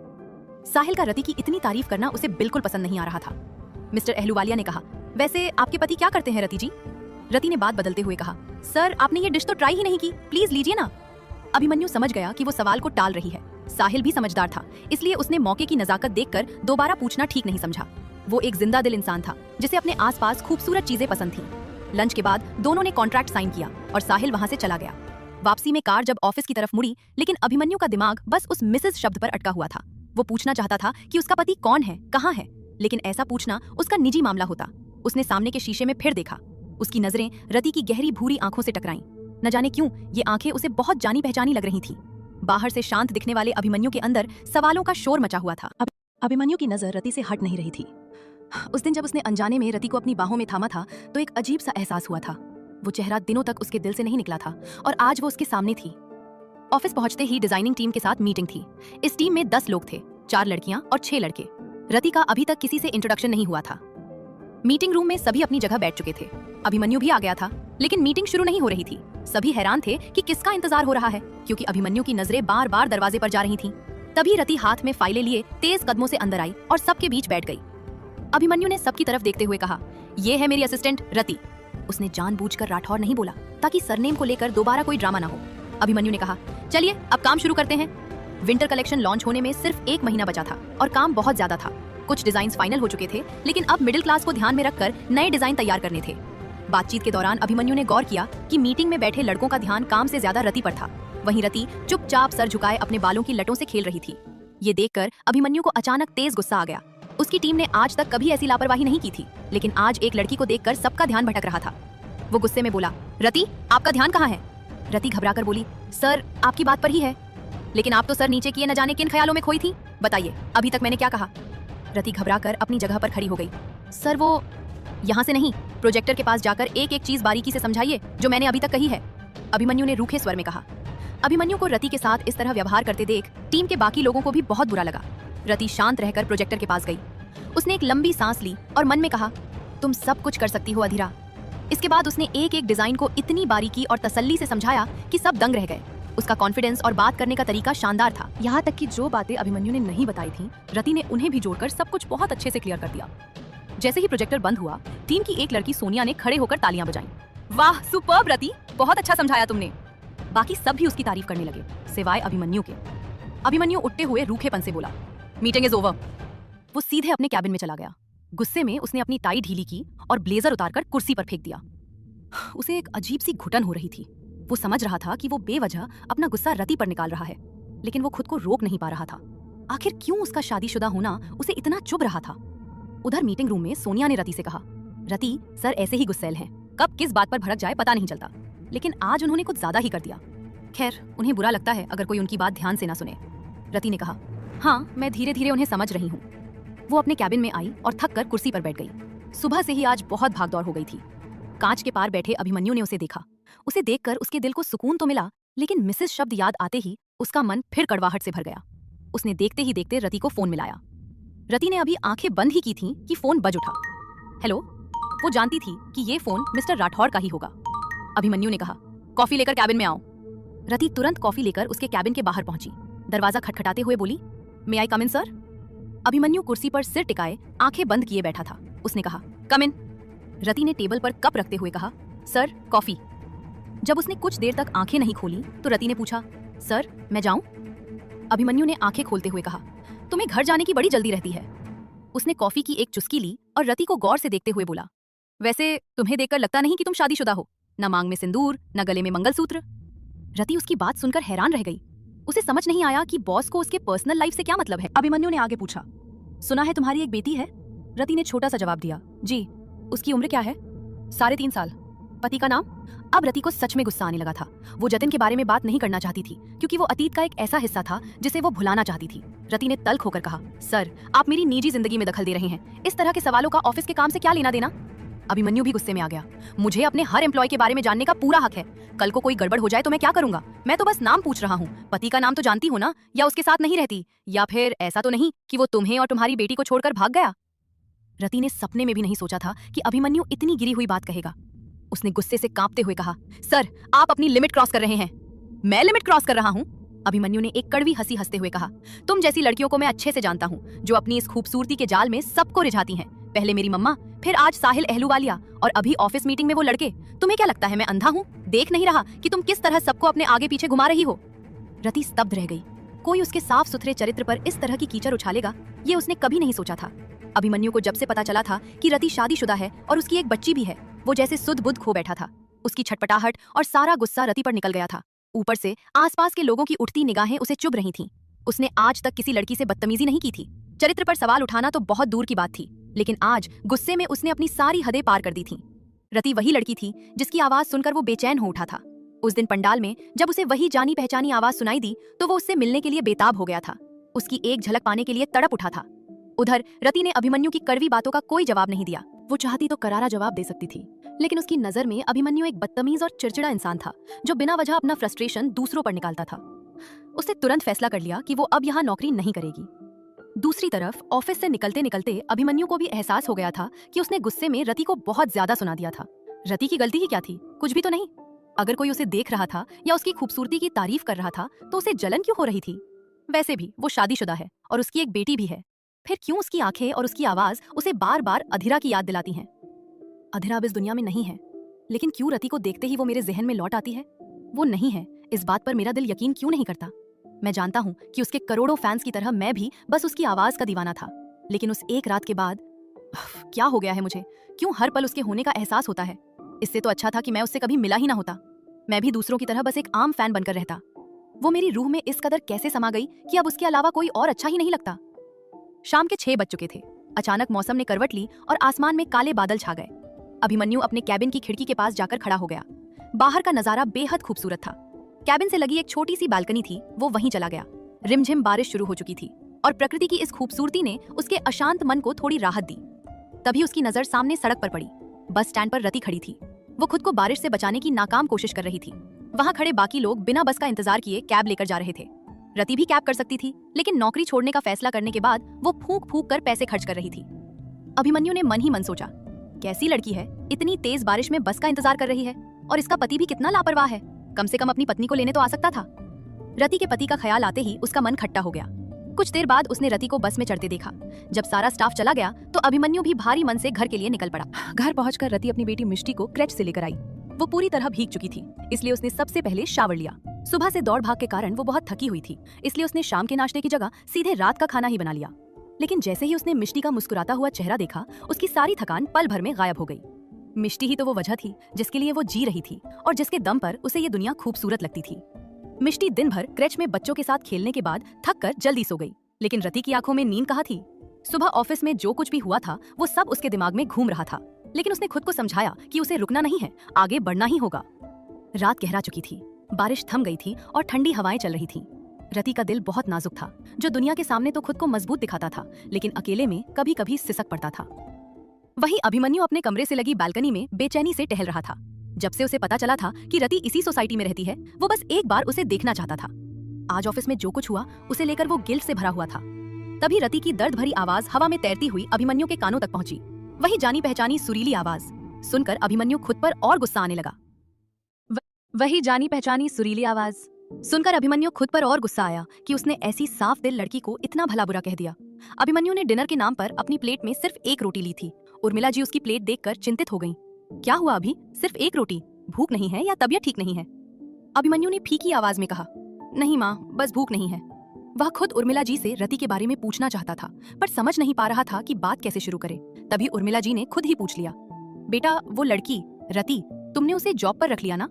अभिमन्यु ने जवाब दिया, हाँ माँ, उसका पूरा नाम रति राठौर है, वह मेरी असिस्टेंट के तौर पर काम कर रही है। राठौर? अच्छा, मुझे उसका सरनेम नहीं पता था, उर्मिला जी ने खुश होते हुए कहा। थैंक यू अभी, तुमने बहुत अच्छा काम किया। बेचारी अकेली है और सिर पर छोटी बच्ची की जिम्मेदारी भी है। अभिमन्यु ने संकोच छोड़ते हुए पूछा, माँ, क्या उसका पति या परिवार वाले उसके साथ नहीं रहते? मैं ज्यादा तो नहीं जानती बेटा, उसे यहाँ आए मुश्किल से 10 दिन हुए हैं। नम्रत बता रही थी कि वह एक सिंगल मदर है। उसका अतीत कैसा था इस बारे में वह किसी से बात नहीं करती। फिर कुछ सोचकर उर्मिला जी ने धीमे से कहा, देखो मेरी बात का गलत मतलब मत निकालना। मैं बस ये कह रही थी कि रति की जो बेटी है ना मिष्टी, उसकी आंखें बिल्कुल अभिमन्यु की तरह नीली हैं। आनंद जी और अभिमन्यु ने हैरान होकर एक साथ कहा, तो? अरे मेरा मतलब है कि उसकी शक्ल अपनी माँ से बिल्कुल नहीं मिलती। उर्मिला जी ने सफाई दी। आनंद जी ने हल्के फुल्के अंदाज में कहा, तो अपने पिता से मिलती होगी, इसमें कौन सी बड़ी बात है? उर्मिला जी चुप हो गईं, लेकिन उनके मन में विचार चल रहे थे। पता नहीं क्यों पर मिष्टी का चेहरा इससे बहुत मिलता है। काश यह सिर्फ मेरा वहम न हो। अगर इनसे कुछ और कहूंगी तो ये मेरा मजाक उड़ाएंगे। वैसे भी उस लड़की का सरनेम भी राठौर है। उन्होंने चुप रहने में ही भलाई समझी, लेकिन हवा में एक ऐसा सच तैर रहा था जो जल्द ही सबके सामने आने वाला था। हालांकि उर्मिला जी ने मिष्टी की बस एक छोटी सी झलक ही देखी थी, लेकिन उसी पल उन्हें उस बच्ची में अपने बड़े बेटे का अक्स दिखाई दे गया। उनका बड़ा बेटा और अभिमन्यु का जुड़वा भाई कोई और नहीं बल्कि जतिन राठौर था। जतिन अपने भाई अभिमन्यु से केवल 5 मिनट बड़ा था। जुड़वा होने के बावजूद दोनों की शक्लें एक जैसी नहीं थी, पर उनकी आंखें एक दूसरे से काफी मिलती जुलती थी। जतिन ने अपने परिवार को रति से शादी करने की बात फोन पर बताई तो थी, लेकिन नेटवर्क खराब होने के कारण ज्यादा बात नहीं हो सकी थी। वो मिशन से लौटकर इस बारे में बात करना चाहता था, मगर किस्मत को कुछ और ही मंजूर था। वो खुद तो घर नहीं लौटा, लेकिन उसकी शहादत की खबर पहले आ गई। उसके बाद परिवार ने दिल्ली जाकर रति को ढूंढने की बहुत कोशिश की, पर वो वहां होती तब तो मिलती। वे लोग नाम के अलावा उसके बारे में कुछ नहीं जानते थे, इसलिए इस बड़ी दुनिया में उसे खोजना नामुमकिन जैसा था। बाद में जतिन के दोस्त हिमांशु ने उन्हें बताया कि रति मां बनने वाली थी। हिमांशु से ये बात पता चलते ही वे लोग उससे मिलने दिल्ली पहुंचे। उन्होंने रति के नंबर पर कई बार कॉल किया, लेकिन उसका फोन हमेशा बंद ही आता रहा। दूसरी तरफ रति ने भी कभी जतिन के परिवार से मिलने या उनके बारे में जानने की कोशिश नहीं की थी, कम से कम तब तक जब तक उसे अपनी गंभीर बीमारी का पता नहीं चला था। हिमांशु का नंबर उसके पास सेफ था और ये उसकी खुशकिस्मत थी कि हिमांशु ने अपना नंबर बदला नहीं था। शिमला जाने से करीब 1 हफ्ते पहले रति ने हिमांशु से बात की थी, जिससे उसे पता चला कि जतिन का परिवार इन दिनों शिमला में ही रह रहा है। वो मिष्टी को उसके दादा दादी को सौंपने शिमला जा रही थी, क्योंकि रति के पास अब जीने के लिए कुछ ही दिन या शायद कुछ घंटे ही बचे थे। लेकिन अपनी मंजिल तक पहुंचने से पहले ही वो अमित की घिनौनी साजिश का शिकार हो गई। सुबह का समय था। रति रोज की तरह मिष्टी को क्रैच में छोड़कर सोसाइटी के बाहर ऑटो का इंतजार कर रही थी। तभी सोसाइटी के गेट से एक बड़ी सी गाड़ी बाहर निकली। वो अभिमन्यु की कार थी। अभिमन्यु का ध्यान बाहर की तरफ ही था। रति ने ऑफ वाइट रंग का लंबा सलवार सूट पहना हुआ था, गले में गुलाबी रंग का बंधेज दुपट्टा था और पैरों में मोजरी। उसे इस सादगी में ऑटो का इंतजार करते देख अभिमन्यु के मन में ये ख्याल आया, आते हो जब तुम सामने मेरे, देख पाते हैं तुमको हम फिर कहाँ, दिल फिर कहीं होता है और होश फिर रहता कहाँ। अभिमन्यु ने तुरंत अपने ड्राइवर से कहा, गाड़ी रोको। अपने सामने अचानक गाड़ी आकर रुकती देख रति हड़बड़ा गई और झिझकते हुए थोड़ा पीछे हट गई। अभिमन्यु ने कार का शीशा नीचे किया और आवाज दी, रति। रति ने हैरान होकर देखा और कहा, गुड मॉर्निंग सर। आखिरकार वो उसका बॉस था, इसलिए शिष्टाचार निभाना जरूरी था। अभिमन्यु ने कहा, गुड मॉर्निंग, अंदर आओ, कार में बैठो। रति ने चेहरे पर एक नकली मुस्कान लाते हुए कहा, नहीं सर, मैं चली जाऊंगी, बस ऑटो आता ही होगा। अभिमन्यु समझ गया कि वो कल वाली बात को लेकर अब भी नाराज है। वो कार का दरवाजा खोलकर बाहर आ गया। अभिमन्यु रति के पास आया और बोला, रति अंदर बैठो। रति ने मना करते हुए कहा, सर मैंने कहा ना कि मैं चली जाऊंगी, आप परेशान मत होइए। अभिमन्यु ने नरमी से कहा, देखो रति, मैं कल के बर्ताव के लिए सचमुच बहुत शर्मिंदा हूँ, प्लीज गाड़ी में बैठो, हम बैठकर बात करते हैं। रति ने कहा, अरे सर आप क्यों शर्मिंदा होंगे, आप जाइए, देखिए कैसे सब लोग हमें ही घूर रहे हैं। अभिमन्यु मुस्कुराया, वे तो देखेंगे ही, इसीलिए कह रहा हूँ, चुपचाप अंदर बैठ जाओ। रति को थोड़ा गुस्सा आ गया, आप बेवजह तमाशा क्यों बना रहे हैं? मुझ जैसी आम लड़की को तो इन सब बातों की आदत है, लेकिन लोग बिना वजह आपके बारे में बातें बनाएंगे। अभिमन्यु ने भी थोड़ा कड़ा रुख अपनाते हुए कहा, अब तुम खुद बैठ रही हो या मैं तुम्हें गोद में उठाकर बिठाऊं? रति ने हैरान होकर अपनी आंखें बड़ी बड़ी की, आप ऐसा करेंगे? उसकी मासूमियत और बार बार पलके झपकाने के अंदाज को देखकर अभिमन्यु के चेहरे पर खुद ब खुद एक मुस्कान आ गई। अभिमन्यु ने कहा, हाँ, अगर तुम मेरी बात नहीं मानोगी तो मुझे यही करना पड़ेगा, फिर जो लोग अभी सिर्फ देख रहे हैं वे वीडियो भी बनाने लगेंगे। वैसे भी हम दोनों को एक ही जगह जाना है, तो साथ जाने में क्या बुराई है? रति पहले ही उसका गुस्सा देख चुकी थी और जानती थी कि वो अपनी बात का पक्का है, इसलिए वो बिना कुछ बोले गाड़ी में बैठ गई। मगर उसने पीछे अभिमन्यु के साथ बैठने के बजाय आगे ड्राइवर के बगल वाली सीट चुनी। उसकी इस नादान हरकत पर अभिमन्यु अपनी हंसी नहीं रोक पाया। जब दोनों एक साथ ऑफिस पहुंचे तो स्टाफ के बीच कानाफूसी शुरू हो गई। रति ने इन बातों को पूरी तरह अनदेखा किया, लेकिन अभिमन्यु ने एक तीखी नजर सब पर डाली। रति बेहद खूबसूरत थी और अभिमन्यु का व्यक्तित्व भी बेहद प्रभावशाली था। ऑफिस के दूसरे ही दिन बॉस के साथ आने की वजह से रति सबकी चर्चा का विषय बन गई थी। कैबिन में कदम रखते ही अभिमन्यु ने कहा, रति एक कड़क कॉफी लाना। रति ने कहा, जी सर। थोड़ी देर बाद उसने टेबल पर कॉफी का कप रखा और साथ ही एक कागज भी रख दिया। कॉफी की चुस्की लेते हुए अभिमन्यु ने पूछा, ये क्या है? रति ने शांति से जवाब दिया, सर ये मेरा इस्तीफा है। ये सुनकर अभिमन्यु हैरान रह गया। क्योंकि वो जानता था कि रति को इस नौकरी की बहुत जरूरत थी। उसने पूछा, अचानक इस्तीफा देने की क्या वजह है? रति ने कहा, सर आप अच्छी तरह जानते हैं कि मैं ये नौकरी क्यों छोड़ रही हूँ। अभिमन्यु अपनी कुर्सी से उठा और उसके करीब आकर बोला, देखो रति, मैं सच में कल की बात के लिए शर्मिंदा हूँ। मुझे खुद समझ नहीं आ रहा कि मैंने गुस्से में वैसा क्यों कह दिया। रति ने कहा, कोई बात नहीं सर, मैं आपसे बार बार कह रही हूँ कि आपको शर्मिंदा होने की कोई जरूरत नहीं है। आखिरकार मैं यहाँ सिफारिश के दम पर ही तो आई हूँ। कल को फिर किसी बात पर आपको गुस्सा आएगा और फिर आप शर्मिंदा होंगे। इसलिए इस सिलसिले को यहीं खत्म कर देना ही ठीक है। मेरा यहाँ से चले जाना ही सही फैसला होगा। अभिमन्यु समझ गया कि रति अब मन बना चुकी है, लेकिन वो उसे खोना नहीं चाहता था। उसने कुछ सोचते हुए कहा, लेकिन तुम इस तरह तुरंत नौकरी नहीं छोड़ सकती। कंपनी का नियम है कि तुम्हें 1 महीने का नोटिस पीरियड पूरा करना होगा। रति ने चौंक कर पूछा, क्या मतलब? अभिमन्यु वापस अपनी कुर्सी पर बैठते हुए बोला, मतलब ये कि तुम्हें 1 महीने तक यहाँ काम करना होगा। उसके बाद तुम जहाँ चाहो जाने के लिए आजाद हो। रति ने गहरी सांस ली। ठीक है, कोई बात नहीं, 30 दिन की ही तो बात है, कट जाएंगे। उसके कैबिन से बाहर जाते ही अभिमन्यु उदास हो गया। वो किसी भी हाल में नहीं चाहता था कि उसकी वजह से रति काम छोड़े। उसके दिल में रति के लिए अनजाने ही कुछ एहसास जागने लगे थे। कुछ देर सोचने के बाद उसने एचआर को फोन मिलाया। अभिमन्यु ने कहा, भारती। भारती ने जवाब दिया, जी सर। अभिमन्यु ने कहा, रति राठौर के जो भी डॉक्यूमेंट्स तुम्हारे पास हैं वे अभी मेरे कैबिन में लेकर आओ। भारती बोली, जी सर, अभी लाती हूँ। इस्तीफा देने के बाद रति बाहर तो आ गई थी, लेकिन वो अंदर ही अंदर घबरा रही थी कि अब आगे क्या होगा। यहाँ वेतन अच्छा मिल रहा था जिससे वो और मिष्टी आराम से रह सकते थे और वो अपनी बेटी को एक अच्छा भविष्य दे सकती थी। लेकिन क्या स्वाभिमान की कीमत पर? क्या वो हर रोज किसी की कड़वी बातें सिर्फ इसलिए सहे क्योंकि उसे पैसों की जरूरत थी? नहीं, अब और नहीं। उसने खुद को ढांढस बंधाया। मैंने बिल्कुल सही फैसला लिया है। भगवान मुझसे शायद कुछ ज्यादा ही प्यार करते हैं, तभी तो एक के बाद एक मेरी परीक्षा ले रहे हैं। हे भगवान, आप परीक्षा लेते रहिए। आपकी अधीरा मलिक हर मुश्किल के लिए तैयार है। वो सोचने लगी कि जब उसके अपने ही परिवार ने उसे अधीरा मलिक से रति राठौर बनने पर मजबूर कर दिया, तो फिर बाहरी लोगों से क्या उम्मीद रखना। उसकी जिंदगी अब उम्मीदों और झूठे दिलासों के भ्रम से बहुत आगे निकल चुकी थी। जब मुश्किल समय में किसी ने उसका हाथ नहीं थामा, तब भी वो खुद के दम पर खड़ी हुई थी। अब भी उसकी अंतरात्मा की ताकत ही उसका सबसे बड़ा सहारा थी। तभी उसकी नजर मेज पर रखे अखबार पर पड़ी। उसे देखते ही उसकी मुट्ठी बंध गई। अखबार के मेन पेज पर अमित और नैना की एक बड़ी सी तस्वीर छपी थी, जिसमें उनकी शादी की खबरें छाई हुई थी। रति ध्यान से वो खबर पढ़ने लगी। रति का मन किया कि वो अभी जाकर उन दोनों से सवाल करे, लेकिन उसकी किस्मत ने उससे ये हक भी छीन लिया था। वो खुद को शांत कर चुपचाप बैठ गई। अचानक उसके दिमाग में कुछ आया और उसने फोन उठाकर एक नंबर मिलाया। रति ने कहा, हेलो अंकल। दूसरी तरफ से आवाज आई, हेलो बेटा, इतने दिनों बाद तुम्हें अपने अंकल की याद आई? रति ने कहा, नहीं अंकल, ऐसी बात नहीं है, बस नए शहर में खुद को ढालने और सब कुछ व्यवस्थित करने में थोड़ा समय लग गया। अंकल ने प्यार से डांटते हुए कहा, बेटा तुम्हें ये सब करने की क्या जरूरत थी? तुम बस एक बार मुझसे कहती, सब कुछ तुम्हारे कदमों में होता। रति ने भावुक होकर कहा, अंकल मैं यही तो नहीं चाहती थी। आपने पहले ही मेरे लिए बहुत कुछ किया है। पूरी दुनिया में सिर्फ आप ही एक ऐसे इंसान हैं जिस पर मैं आंख मूंद कर भरोसा कर सकती हूँ। बाकी सबको तो मैं परख चुकी हूँ। धनराज अंकल ने लंबी सांस ली। मैंने कुछ नहीं किया बेटा, वो सब कुछ तुम्हारा ही था, लेकिन तुमने अपने पास कुछ रखा ही नहीं। रति ने कहा, धनराज अंकल, अधीरा तो उसी दिन मर गई थी, अब उसका किसी भी चीज पर कोई हक नहीं है। अंकल ने कहा, तुम इंदौर क्यों नहीं चली गई? वहाँ रति का अपना एक अच्छा सा घर था। वहाँ रहती तो तुम्हें इतनी तकलीफें नहीं उठानी पड़ती और ऊपर से तुम मेरी मदद भी स्वीकार नहीं करती। रति ने कहा, अंकल वो सब कुछ अब सिर्फ मिष्टी का है। मुझे तो पहले रति के घर के बारे में कुछ पता भी नहीं था, लेकिन आपकी वजह से ही रति की वसीयत और संपत्ति मिष्टी के नाम हो पाई। फिर थोड़ा संकोच करते हुए रति बोली, अंकल मुझे आपसे एक और मदद चाहिए। धनराज अंकल ने पूछा, कैसी मदद बेटा?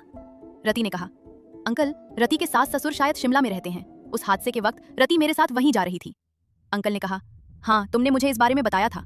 रति ने आगे कहा, उसने अपने पति का नाम जतिन राठौर बताया था। क्या आप प्लीज शिमला में उसके परिवार के बारे में कुछ पता लगा सकते हैं? अंकल थोड़े चिंतित हुए, लेकिन क्यों? अगर उन्हें तुम्हारे बारे में पता चला तो शायद वे मिष्टी को तुम्हारे पास नहीं रहने देंगे। रति ने समझाया, लेकिन अंकल जहाँ तक मैं जानती हूँ उन्होंने कभी रति को साक्षात नहीं देखा था, और वैसे भी हादसे के बाद रति का चेहरा पूरी तरह खराब हो चुका था। डॉक्टरों ने मुझे जो नया चेहरा दिया है वो अब रति की पहचान बन चुका है। अंकल ने पूछा, तो तुम चाहती क्या हो? रति ने कहा, मुझे नहीं पता अंकल, वे लोग बुजुर्ग हैं, शायद उन्हें इस उम्र में किसी सहारे की जरूरत हो। अगर वे मिल जाए तो। अंकल ने प्यार से कहा, तुम अब भी वैसी ही हो अधीरा। अमित अपनी नई जिंदगी शुरू कर रहा है और तुम रति बनकर उसके शहीद पति की विधवा के रूप में पूरी जिंदगी गुजारना चाहती हो। तुम्हारी उम्र ही क्या है? मैंने तुम्हारे पिता अमितेश से पहले ही कहा था कि अमित तुम्हारे लायक नहीं है, लेकिन। रति ने बात काटते हुए कहा, अंकल अब उन पुरानी बातों को छोड़िए, मुझे आपको एक और बेहद जरूरी बात बतानी है। उस दिन शिमला के रास्ते में जो कुछ भी हुआ था वो कोई सामान्य हादसा नहीं था। धनराज अंकल चौंक गए। हादसा नहीं था तो फिर क्या था? किसी की साजिश थी? रति ने गंभीर आवाज में कहा, हाँ अंकल, कोई मुझे हमेशा के लिए रास्ते से हटाना चाहता था। अंकल हैरान रह गए, क्या? लेकिन ऐसा कौन कर सकता है? रति ने कुछ सोचते हुए कहा, अंकल मेरे मरने से सबसे ज्यादा फायदा किसे होता? धनराज बोले, सिर्फ एक ही इंसान हो सकता है। दोनों के मुंह से एक साथ निकला, अमित। थोड़ी देर बाद रति ने गंभीर होकर कहा, अंकल, अब मैं आपको एक बहुत बड़ी जिम्मेदारी दे रही हूँ। आपको मीडिया के सामने ये बात लानी होगी कि अधीरा की मौत कोई सड़क दुर्घटना नहीं बल्कि एक सोची समझी हत्या थी। ये सब कैसे करना है ये आप देख लीजिएगा। मेरी वजह से आज असली रति हमारे बीच नहीं है। मैं खुद को उसकी गुनहगार मानती हूँ। मेरी सांसों की कीमत उसे अपनी जान देकर चुकानी पड़ी। धनराज ने उसे दिलासा देते हुए कहा, तुम चिंता मत करो बेटा, जब पाप का घड़ा भर जाता है तो वो एक न एक दिन जरूर फूटता है। तुम बिल्कुल बेफिक्र रहो, उसे कुछ दिन और ऐश कर लेने दो। मैं चाहता हूँ कि अमित की शादी जल्द से जल्द हो जाए, ताकि कल को अगर अधीरा उसके सामने आ भी जाए तो वो उसे वापस पाने का सपना भी न देख सके। और जहाँ तक बात रति की है, वो वैसे भी गंभीर बीमारी की वजह से कुछ ही दिनों की मेहमान थी। उसका तुमसे मिलना किस्मत का एक फैसला था, ताकि तुम उसकी बेटी मिष्टी की जिम्मेदारी संभाल सको। जिंदगी भगवान ही देता है और वही छीनता भी है, इसलिए खुद को गुनहगार मत समझो। मैं आगे से तुम्हारे मुंह से ऐसी बातें नहीं सुनना चाहता। तुम बहुत मजबूत लड़की हो और तुम्हें वैसे ही रहना है। रति भावुक होकर बोली, अंकल क्या करूं? जब भी मिष्टी को देखती हूँ मुझे रति की याद आ जाती है। उसके पिता तो उसे पहले ही छोड़ चुके थे और अब उसकी माँ भी चली गई। धनराज ने कहा, तुम गलत सोच रही हो अधीरा, अब तुम ही उसकी माँ हो और तुमसे बेहतर उसे कोई नहीं संभाल सकता। वैसे मुझे तुम्हें एक और बात बतानी थी। अमित और नैना की शादी जयपुर में ही होने वाली है। ये सुनकर रति मुस्कुराई। चलिए, ये तो बहुत अच्छी खबर है। अब मुझे उनके लिए शादी के एक शानदार तोहफे का इंतजाम करना होगा। वैसे अंकल, मेरा दिया हुआ तोहफा वे जिंदगी भर नहीं भूल पाएंगे। धनराज ने पूछा, क्या करने वाली हो बेटा? रति ने कहा, अकेले तो मैं कुछ नहीं कर पाऊंगी, मुझे आपकी मदद चाहिए होगी। धनराज बोले, मैं हमेशा तुम्हारे साथ हूँ, बस एक फोन कर देना। मैं जानती हूँ अंकल, जो भी प्लान होगा मैं आपको बता दूंगी। बाय अंकल, रति ने कहा। धनराज ने कहा, बाय बेटा, अपना ख्याल रखना। दूसरी तरफ अभिमन्यु की टेबल पर रति की फाइलें बिखरी पड़ी थी, लेकिन उसे रति के बारे में कोई खास जानकारी नहीं मिल पाई। फाइल में पति के नाम की जगह रति के पिता का नाम लिखा था। अभिमन्यु इतना तो समझ गया था कि रति का अपने पति से कोई रिश्ता नहीं था। दरअसल धनराज ने ही इंदौर से रति के सारे डॉक्यूमेंट्स अधीरा तक पहुंचाए थे, जिनमें रति ने अपने पति के बारे में कुछ भी नहीं लिखा था। इसलिए अधीरा के पास भी वही फाइल थी। दोनों में एक अजीब इत्तेफाक था, रति और अधीरा दोनों को ही फैशन डिजाइनिंग पसंद थी। हालांकि अधीरा ने म्यूजिक को अपना करियर चुना था और रति ने फैशन इंडस्ट्री को। असली रति के पास इस क्षेत्र में अच्छा खासा अनुभव था, लेकिन अधीरा ने इस अनुभव का जिक्र अपने बायोडाटा में नहीं किया था, क्योंकि वह रति का हुनर था, अधीरा का नहीं। अभिमन्यु खुद से बड़बड़ाया, इस फाइल में तो कुछ भी नहीं है। समझ नहीं आता, जब पति साथ नहीं है तो वो उसका सरनेम क्यों इस्तेमाल कर रही है? इसके पिता का नाम तो दयाल शर्मा है, फिर ऐसा क्यों? मुझे इस लड़की की कहानी कुछ अजीब लग रही है। ये सच में इतनी मासूम है या सिर्फ नाटक कर रही है, या फिर इस चेहरे के पीछे कोई और छिपा है? मैं इसकी सच्चाई का पता लगाकर ही रहूंगा। तभी उसके मन ने उससे सवाल किया, लेकिन क्यों? तुम उसकी सच्चाई क्यों जानना चाहते हो? उसकी जिंदगी में क्या चल रहा है, इससे तुम्हें क्या फर्क पड़ता है? तुम बिना वजह उसकी जिंदगी में दखल क्यों दे रहे हो? तुम्हारे गुस्से की वजह से उसने पहले ही इस्तीफा दे दिया है। अगर तुम उसके पीछे पड़े रहे तो हो सकता है वो ये शहर ही छोड़कर चली जाए। वैसे भी मैं उसकी जिंदगी में दखल देने वाला कौन होता हूँ? बस 30 दिन की ही तो बात है, ये वक्त भी गुजर जाएगा। मैं आराम से जी तो रहा था, ये मानकर कि अधीरा मुझे कभी नहीं मिलेगी, लेकिन इस रति के आते ही मुझे फिर से अधीरा का एहसास होने लगा है। मैं उसकी आवाज और उसकी आंखों को कैसे भूल सकता हूँ? मन बहुत बेचैन हुआ तो अभिमन्यु ऑफिस की टेरेस पर चला गया। उसे अंदर ही अंदर घुटन महसूस हो रही थी।